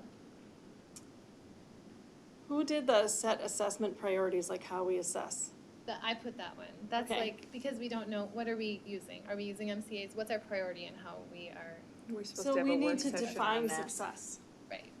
and then figure out how to measure that success. Okay. Or figure out how to measure what we want to be. Yeah. Any other clarity pieces? Tina, I know it's yours, but tell us more about your vision of magnet schools. I think we need to figure out a way to compete with our charters and our private schools, and if we can focus maybe down early on, and maybe this can tie into a pathway as we get into high school, but if we can start in elementary and maybe see if there's some area that we could have a specialty area, because we have such a highly competitive district. Community, Yeah, right, community. for the schools, yeah. Okay, so that's the next start. We can start putting them together. So let's see which pairs are made and go ahead and cluster those together. And once you do one, let's just make sure we're all, go ahead and see. Everyone Yes. agree the survey and the teacher survey? Yes. Teacher survey are together, okay? Any other natural pairs or I things that think start to there's- be clustered? It's the, yeah, do you want to do the assessment one? I think. Okay. More room for the clusters. Things fit together. I feel like there's 3 that go together. One is increase parent engagement and communication. Goes with regain community trust. And also the liaisons, possibly. I'm questioning whether the liaisons also fits. So what's the group think? We had increased parent and community, this Yeah. engagement one, okay, and then what else did you say? And I'm not saying they go completely exactly, but they're similar. Right, Board so liaisons? I did this Yeah. one, and this was, I think, which I think it can help regain trust, but it was more to help parents be part of a learning process, to know what's going Yeah. on, to be able to come alongside and partner. in I their agree child's that learning. that's important, and it is kind of standalone. Okay, I mean, so it is that's its own not thing. part of this, okay? Yeah. Anything else, did you say goes here? The board liaisons maybe fit there? Do we I feel think maybe that? these two. I feel go like they together. all are important, they're all different, but they all kind of are, I don't know, yeah, Are we comfortable with these two being paired together? yep. I think so. Mark, that work for you? So the board liaisons regain and maintain community trust. The board liaisons are for the, what do you see the role of the board liaisons being? I think that's, we're talking about in community engagement, about the idea of potentially having a board representative at each building for like a year at a time. And we're just beginning the conversation of what the expectations would be, what the role is, you know, something like that. To make sure each school is heard or they're involved in our work. And so that every school knows they have a contact person on the board that they can call if they have questions, or, it's just that we know, each of us knows a building kind of in. Easy feel. communication. Yeah. Does it seem like Yeah. it fits here, or do we have some I don't know, question? it If we have strikes some me as more question, of we'll a just. communication piece, I mean, which of course is part It's of trust. trust. Right, well, and I think too, that making sure board members are getting into the buildings, that I think would, helps to regain and maintain community trust. It doesn't sound like we're completely there, or are you, it's okay if we're not, because it can still stay as a separate idea. Let's just leave them together for now, knowing they're two kind of separate. Anything else that fits together? So I wonder, are these, is this too much of a stretch that these go somewhat together? Are you looking at the levy and the Mhm. learning spaces? spaces? Yeah, I think they're very different. That's okay, so if we don't have any others, I see, these were lined up, are these supposed to be lined up, or was that just the way they got stuck on there? Well, really, it's I mean, they're similar, right, and expanding opportunities. Yeah, they were four separate, arts, athletics, foreign language, computer programming, It's all additional programming. opportunities. We started to put them in with the career pathways question, but we decided that was these were all kind of different and individual, so. So these are all standalone still? I just saw them in a line, I didn't know if that meant Well, that we put them together. the two in the middle, the foreign language opportunities and the computer programming curriculum, could be generally thought of as more elective opportunities. But it's not necessarily only at the secondary level where you're talking about electives. Foreign language opportunities and computer programming, Good we're point. talking about all the way down to primary grades. Beginning of kindergarten. Or preschool. So leave them, do you think? Yeah, Maybe. I say leave them. Leave them as separate things? Yep. Okay. Any other natural connections? Well, where you've got comprehensive GT services, would that be an expansion? They might have that in common. Well, we're not I'm putting not those group together. them. No, I know No. that, but Is the class period, I think somebody asked this already, is the redesigned class period schedule along with, does that go with our career exploration and stuff? I think those are like what we want to offer, and the class period question is what they were talking about, what we probably are going to need to do to be able to get there. And they're separate enough. One has a significant cost, obviously, so. Yeah, I would agree that there's a link that in order, potentially to make some of those work to their finest, that redesigned class period is going to be part of the conversation. So I'm hearing two possible links. I'm hearing that it could be linked over here to the pathways, but I also, as you were talking, it was a financial question, and are there other things that are linked kind of as those financial questions, as another way to try to cluster? Our goal is to try to find as many clusters as we can that are natural, not forced. So if we're trying to narrow things down and put them together in clusters, if there's any other natural links that make sense, and we might think about that creatively, but if it's a budget piece, are there things that fit together in a budget conversation or programming or? Well, and that, saying that, we can put the levy with that in the balanced budget if we wanted to do that. because they all have in common finance. Yeah, that would be programming, would be levy. Class size. Do we want to try to see what that starts to look like and see how you feel about that? Go ahead, start linking the ones that we just talked about. So levy, balanced budget, I think I heard class sizes. And this kind of started with a schedule conversation. Yeah. So if these were in a cluster, does that make sense? Yeah, that makes sense. I mean, do we want to move this one over here, or elective opportunities, or does it go more with? Question about should elective opportunities be under kind of this finance area? Well, in a way, though, when you're talking about budget relation, it's related to all of it, right? Not, I guess, quite board liaisons, but for the most part, everything has a budget Right, link. because all these actually could be moved under the budget. Yeah. right? Yes. All four of these. Comprehensive Make it services, That's everything. how you look at it, right? Yeah. They can fit in a lot of different ways. You put the balanced budget up there, and all of them fit underneath that. Okay, you have one cluster. Well, that makes it easy, you have one priority. We did our work. And then income. So maybe not this direction where, Well, I mean, that makes a lot of it tied to the levy, right? And so if we're looking at our board priorities for this year, we can prepare for a levy, but we can't do the other things, right, as much. that's a question we didn't even talk about. Is this a one-year priority list, or are we thinking bigger picture? I know when you created your goals, you had that conversation about, is this a one-year goal, is it 2, 3? I think we said it was 2. It's a 2-year process, like the goals we created, right? 2 years. I mean, in my mind, we look at the vast majority of these, they all have a budget, not that they have a budget component to them. So we have to figure out what our priorities are, try to match that. We also have to gauge what the community's priorities are. And because then that becomes our focus for how we look at a levy, really. How do we look at a levy? They're all kind And of we connected don't have to that the budget. information back yet from the community. Right, right.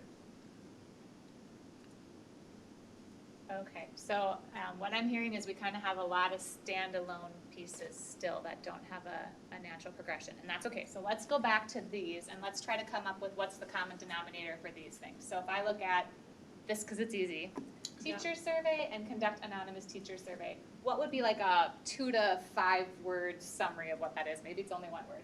What's kind of a summary word you can say as we're looking at this?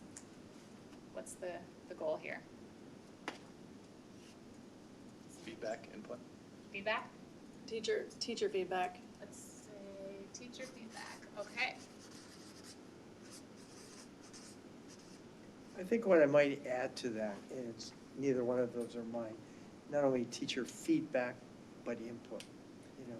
Input, okay. And these are not, Influence. this is just to Influence try to might be a better categorize, so let's word. not spend a lot of time on this part. But Influence. input, teacher feedback, input.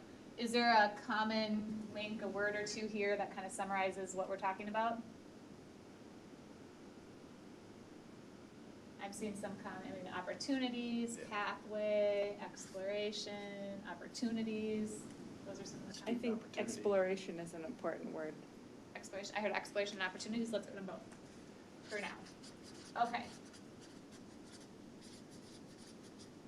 Down here, we have board liaisons, regain and maintain community trust. Is there kind of a common thread between those two?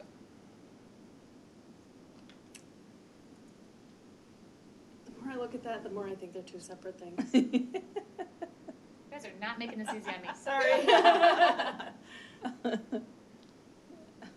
I think if we want to talk about relationships as a way to build trust, then Yes, board it's- liaisons they're is both part of that. relationships. Relationships, Yeah. okay, good. Good word, Sharon. Good job. And this last one about receive academic progress reports and set assessment priorities, is there a common theme there?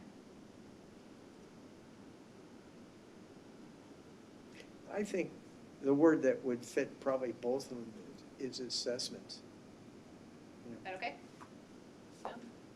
Assessment and progress, maybe. Assessment, or I kind of like the update piece. Do you know what I mean? Mhm. It's like, how do we define and measure student success? You know, how do we, academic? Future work session? Well, it is part of what our goals, Yes. right, to do that. How do you put them together? Okay, we can come back to that. Let's look back at what you don't have on the wall, see if it fits into one of our symbols we already have. If it does, draw the little symbol that matches and stick it up here. If it's a common idea that's already up here, stick it up next to the other ones. What do we got? Well, that one's, it's a dead repeat of that. Yeah. So we don't need. If it's exactly the same, do we need to put it up there? I think that was one of the things we talked about. I think it'll be helpful because you can see that there was a lot of agreement on that particular one. Maybe those ones. So move things around if you need to.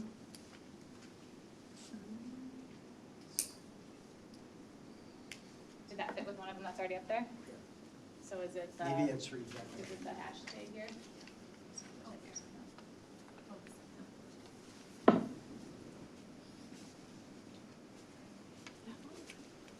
That's mine.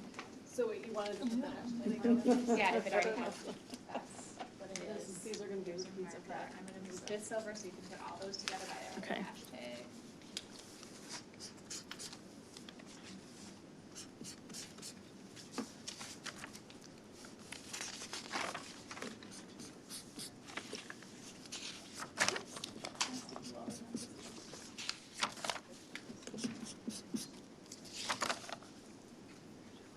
Thank you.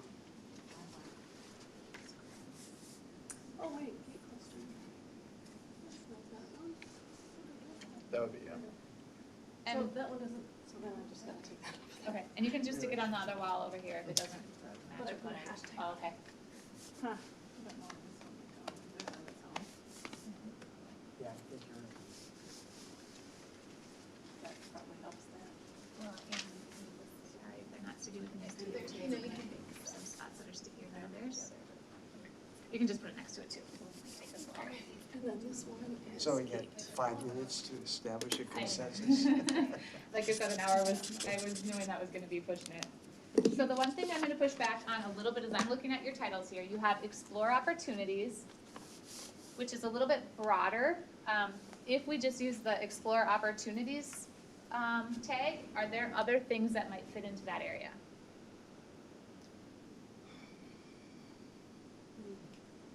Or if Or we do we had want that just to be- relationships, is there something else that might fit in the relationships piece, or?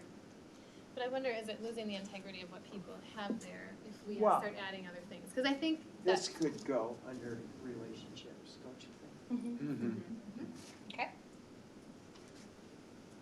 Increase student engagement.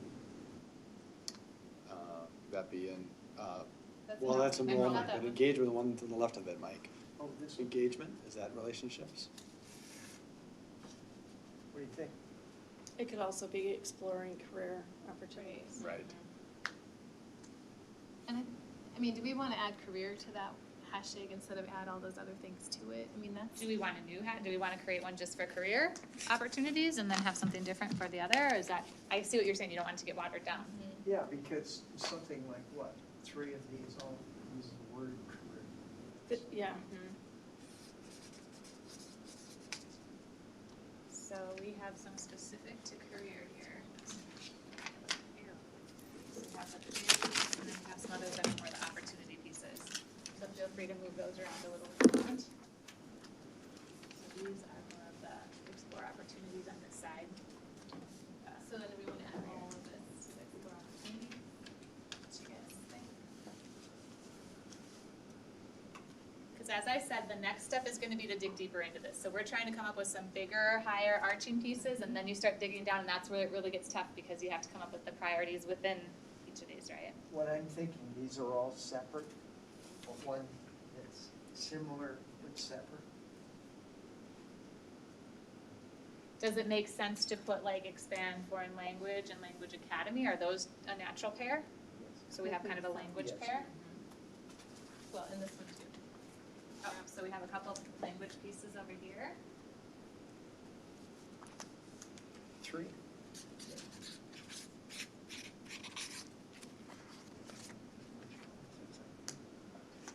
You're having fun?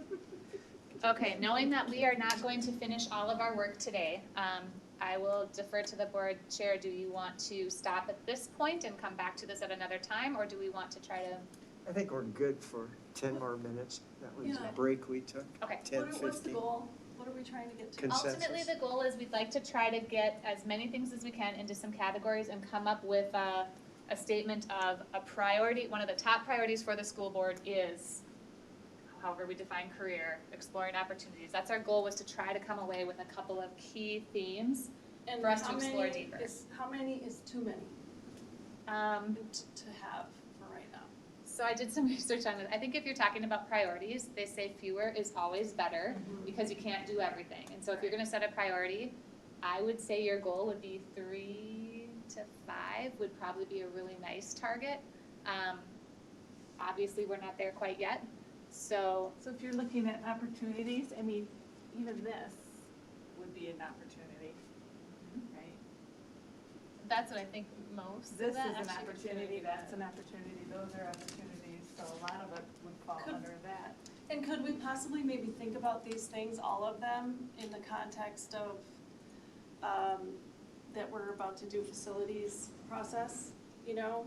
Are any of these gonna be things that maybe we could decide here today that would help inform that process in any way, you know? Is it something that, Yeah, because we're kind of missing that piece. or, you know, or that not even just the facilities, but, you know, just other work? Obviously, we just had a whole hour-long presentation on the Career Pathways Plan, and we have a whole bunch of people saying that Career Pathways is a key piece. So it sort of seems like a natural that that should be at least one of, if we're gonna go with 3, that should be one of the 3. That should be a priority. That for us. So I mean, what do you guys Yeah, think? I agree. Would you guys agree with that? So one of the board's top priorities is career pathways. Career electives, Is to Opportunities. explore or to support or to, expand How many words do we have? opportunities. Expand opportunities for our students. So we're specific to the career pathways, so what kind of action word do we want there? That we want to explore, that we want to build, that we want to develop, that we want to implement, support, any of those words or others that you can think I of? like action? refine and perfect. Refine and perfect a career pathways. Part of it though is, we talk about that's a great, but there are, again, many of these things fit underneath some, obviously the budget is the big umbrella. But how do we get to some of these, the career opportunities and all these opportunities? Might the level one, level up be we're talking about the schedule? Is that, do we, in order to create those opportunities, the flexibility for those opportunities, do we have to start, we have a lot of electives right now, but do we have to start with schedule flexibility? Is that a priority for us as a board? That to me might be the next natural conclusion, is if this group comes to consensus that pathways is something that you are all saying is a priority, then the next step is, okay, what does that mean? Does that mean we need to provide some scheduling changes? Does that mean we need to look at a levy to pay for some of it? Those are the next steps. That's fair. So I think that would be number one, what I'm hearing from the group so far, is that priority is to explore the career pathways concept, and then from there, determine what that means and what some of these other things maybe branch out of that. Sure.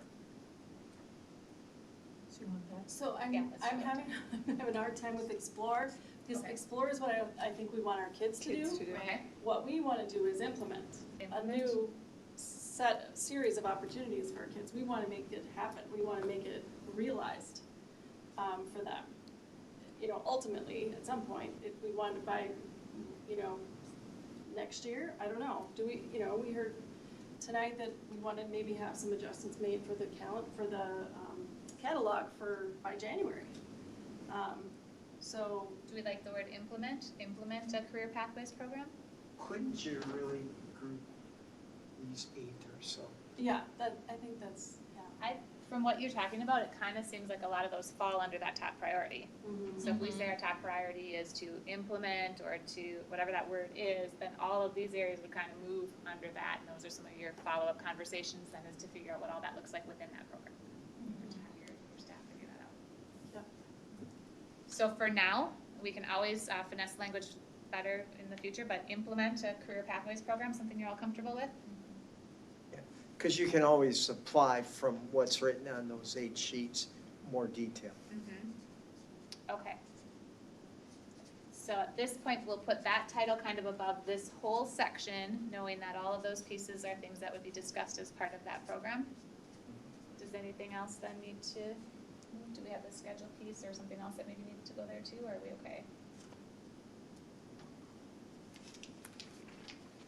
Okay. Good job, Annette. Hey, You brought us together. We came up with one priority right now, that's great. Is there anything else that comes out as a natural priority from what we've talked about so far? Well, I think what Sarah mentioned before is kind of the unspoken, because we were saying we got somebody out there. Are there any related to facilities, adequate facilities that are out there? And that's really our community design. That's what they're attacking. So when we talk about facilities, we have reopen, closed buildings, we had another one somewhere, didn't we? That was Right next to it, under underneath it. the- Desirable oh, and- these two, so are those kind of facility pieces that we put together? I don't think we put a, Well, and is our priority preparing for the bond and levy? Well, what I'm thinking is put this one on top for now. And then put this as a possibility. And are there other ones that would fit?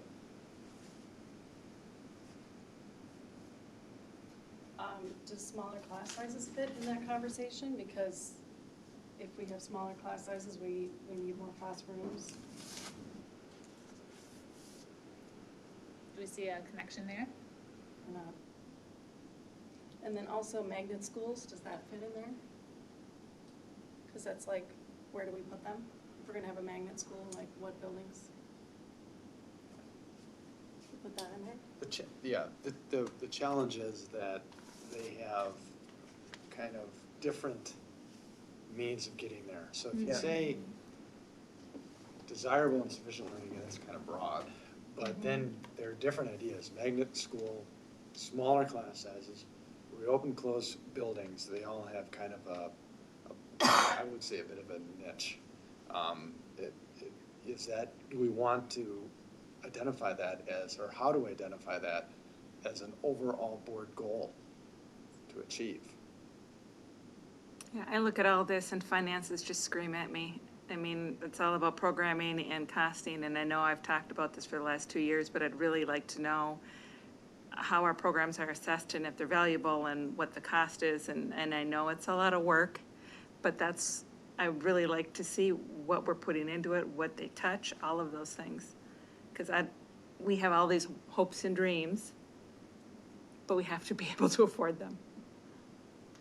So I've heard a couple times, I don't see it really listed here so much. I think there was one thing about it, but what about that question? I mean, I heard Mike tell me when we were sitting here, the top priority has to be the levy and the funding. Is that something we all agree on that needs to be up here as one of your top priorities? Yeah, I feel like maybe these are confusing. The increase student enrollment, reduce expenses, balance budget, pass a levy in the next, these all relate to finances directly, don't you think? I think so, Carissa. I think funding is number one personally. In some I'm ways- laughing because it's the smiley face that I just grabbed, so. We'll put Kristen would love that. We put the smiley face next to finances. Yeah, that's good, I like that. So I'm And then I hearing- think this one actually we talked about this before, I think this can go here, maybe Okay. it's a little less So for the confusing. finances piece, if we were to write this as a sentence of one of the board's top priorities is, how would we title this area? How do we have it writ- Sustainability. How do we have it written in our board goals? Sustainability. Didn't we put it in our board goals? Yeah, we Ken? did, that's already in our board goals, like in some ways, I feel like that's not the conversation for today. Like, we want to talk about academics and what we're providing for our students, and then we want to figure out the finances of it, But I- like, on a separate Right, conversation. but I think that's ensuring we can financially support the programming Yeah. that we desire Yeah, is what we want to do. right. Don't you think those two could be the overarching is finance, but the ones within that is to renew the levy and provide the facilities that you need? I heard Tina use the word sustainability, Mhm. and if I remember it, that might be part of your board goal. I don't remember. Mhm. I haven't memorized, sorry, it doesn't sound like you guys do it either, which is okay, they're new. So is one of the board's top priorities to ensure financial stability, or is there a different word or some other language around that one? Well, I've seen a lot of in the pre-work that we've done, people don't like the ebbs and flows, they don't like the ups and downs, they don't like the implements and cuts. So I think sustainability and ensuring that we have sustainability before we bring anything forward is extremely important. Mhm. But also maybe like identifying the revenue sources Yep. for the new things Yeah, that that we sheet wanna I brought do. forward. Yeah, Don't identifying you the revenue think sources. all of these would fall under finance?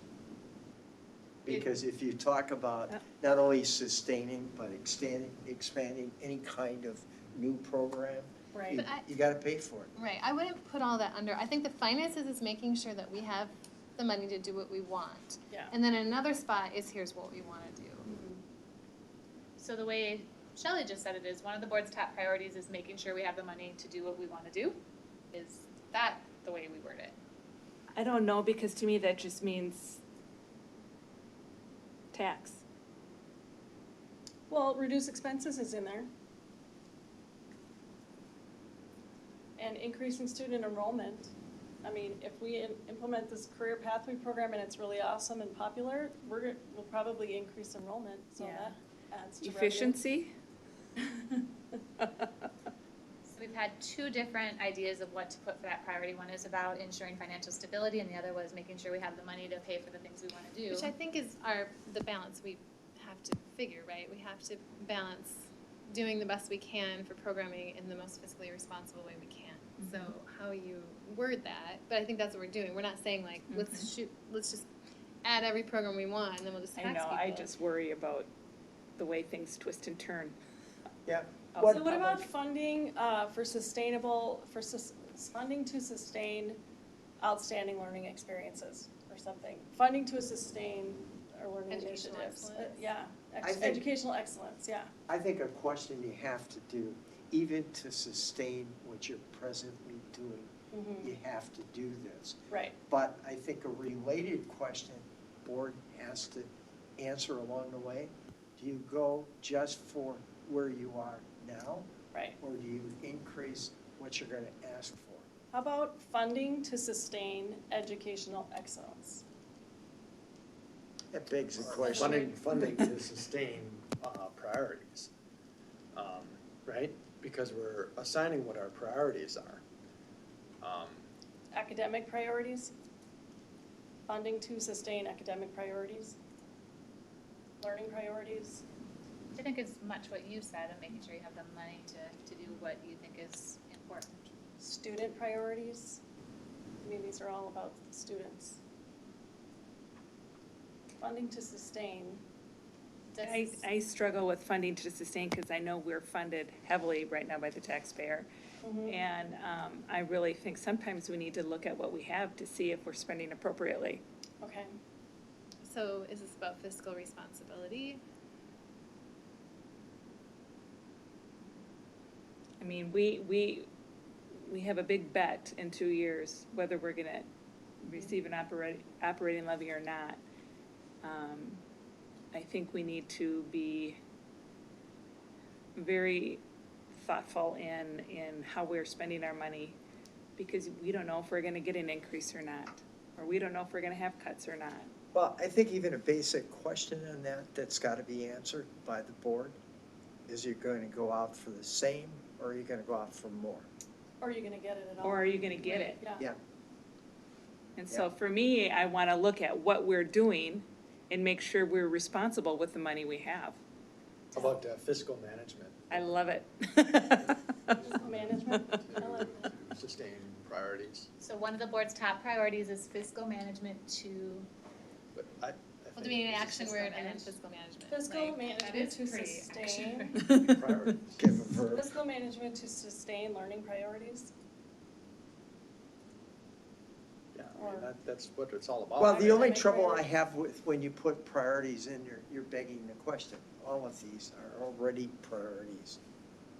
Right, so we're making priorities of what we want to see in our schools, and we're saying these things matter, and they matter a lot, they're our top three.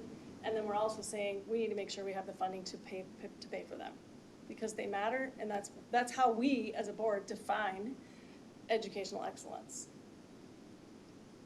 So what if we said fiscal management for long-term stability?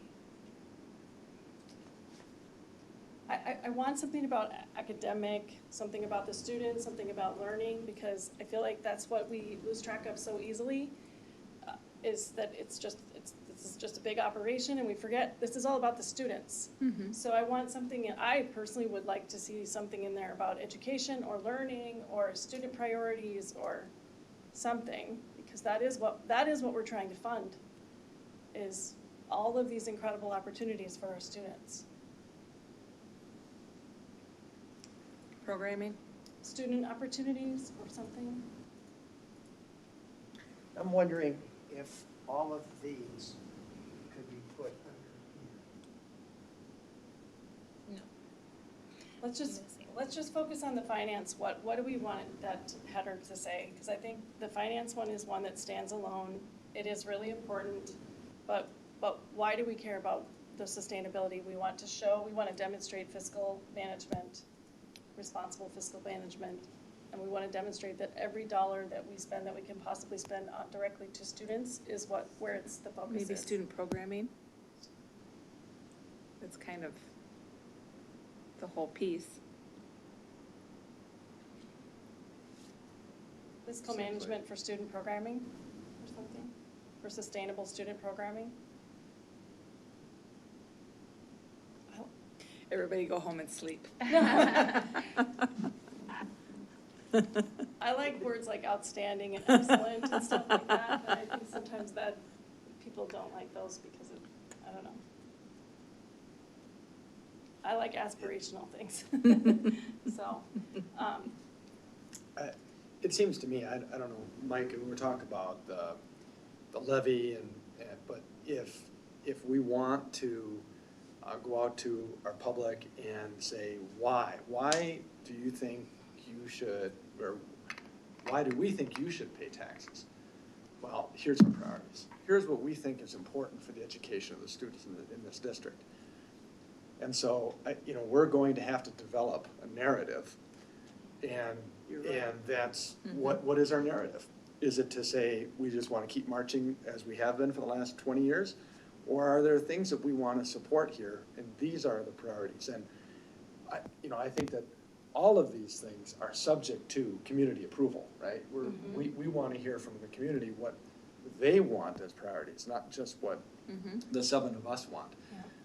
But so to me, a goal is, I agree, fiscal management, if that's the term, but to support or sustain our district priorities or whatever it is.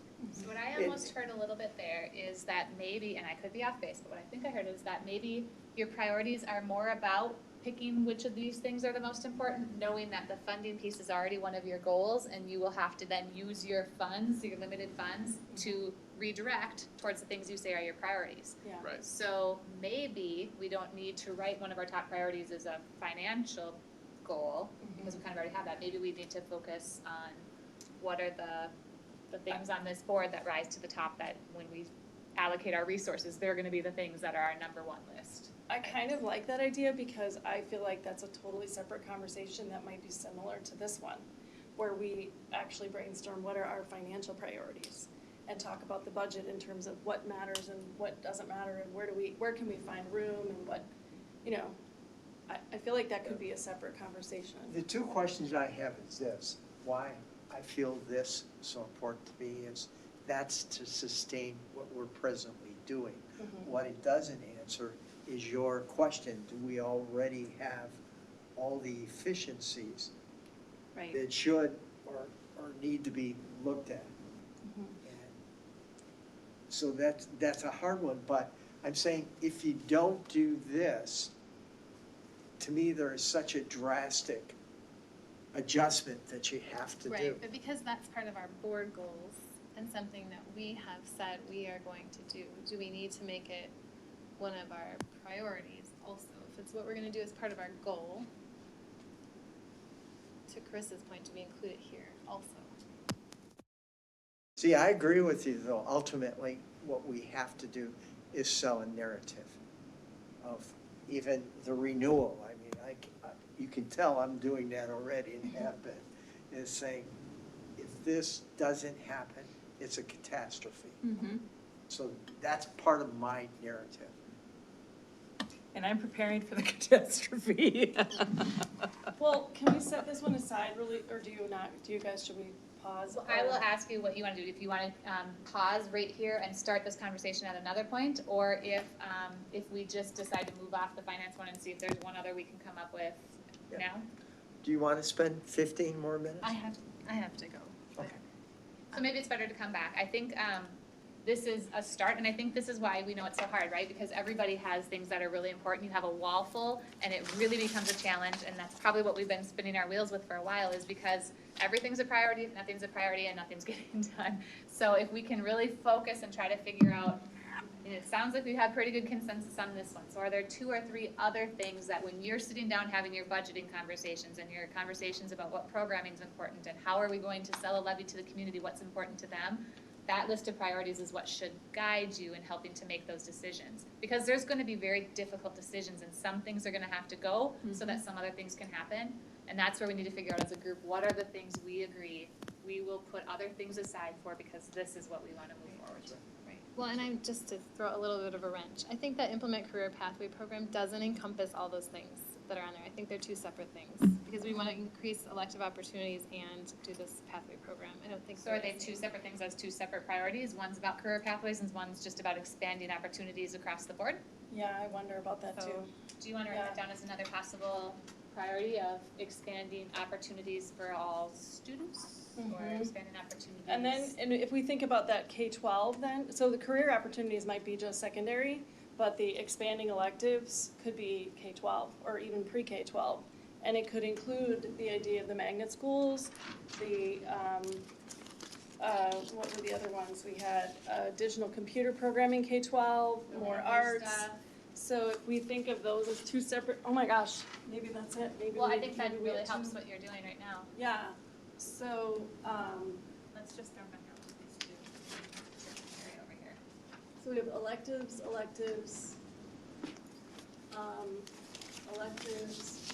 opportunities, You said magnet. expand secondary, yep, the magnet school. And so then we have career pathways here, which is these, and then expand electives, so then that could also include. Is it these. elective or expand opportunities? Because you were Opportunities. saying it was more Yeah. than just. Well, wait a second. Yeah, I think it's Opportunities. See what I'm student saying? opportunities. Expanding Foreign student language. opportunities. Yeah. foreign language. Even GATE would be expanding opportunities. Yep. The platter just got bigger. So I think it got organized. In a way, do or you want smaller, gate I mean, separate? Well, it I think it it is part expands of the opportunities. expanded student opportunities. It's a type of magnet school, I guess. Well, but I think that's about gate cluster. Yeah, GT is not. Life skills, student engagement, athletics. Okay. My wall is retiring. Oh, no. We're done. That's not in the budget for a new one, is it?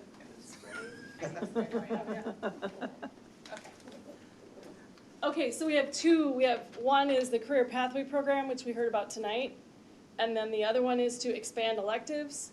We can think about the career pathway as being a secondary thing that starts like in 8th grade. We can think about the electives as being something that starts literally pre-K. And I think what Because if we we're had saying, Spanish, it's starting rather at than pre-K. electives, it's expanding student Student opportunities, opportunities. that's what it. Yes, Yeah. expand student opportunities. That's what we have here, so. Okay. 2 priorities so far. Obviously, a lot more conversation under them, but I think if we read those back, does someone want to read kind of the one of the board's priorities and then? One of the board's top priorities is to implement a career pathway program.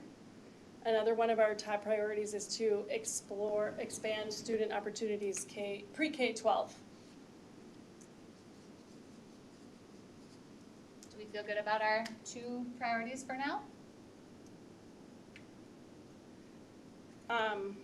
Before we leave, I would like to know, because I put smaller class sizes up there, and I don't know who put the other one, I did. but I feel like that's an important one that I'm hearing from a lot of places, and I know there's a lot of money involved with that. But is that a priority for anybody else? I feel like it's, I don't think we're ready to put it as a board priority. Uh-huh. It might be one of the discussion points along with everything else, right? Because it's a consideration. Okay. But to identify it as one of our 3 or something priorities, I'm not sure. Well, that could go into almost a relationship piece. So I was just told that the building is going to be locked up and the custodian wants us to I'm leave. not staying here all night with you people. So what I'm going to do is I'm going to capture where we're at, and then hopefully, Mike, you can have some conversation about if we can revisit this at another time. Sure. I'll summarize what we talked about here, send you some materials for you to look at, and we can come back another time. Okay. Thank you, Carissa. Thank you. Thank you. Nice some job. progress. I'll be taking pictures Hopefully. and organizing them all too, so. I wanted the picture before the movement. Oh, I took one. I took Oh, one before. good. Yeah, so I can. Very good, thank you. Yeah. There you go. Thanks. And is this your phone, Carissa? Yeah. Okay. Oh my gosh. Carissa, I'm gonna give you back Jen's list. Cover. Thank you. Denise,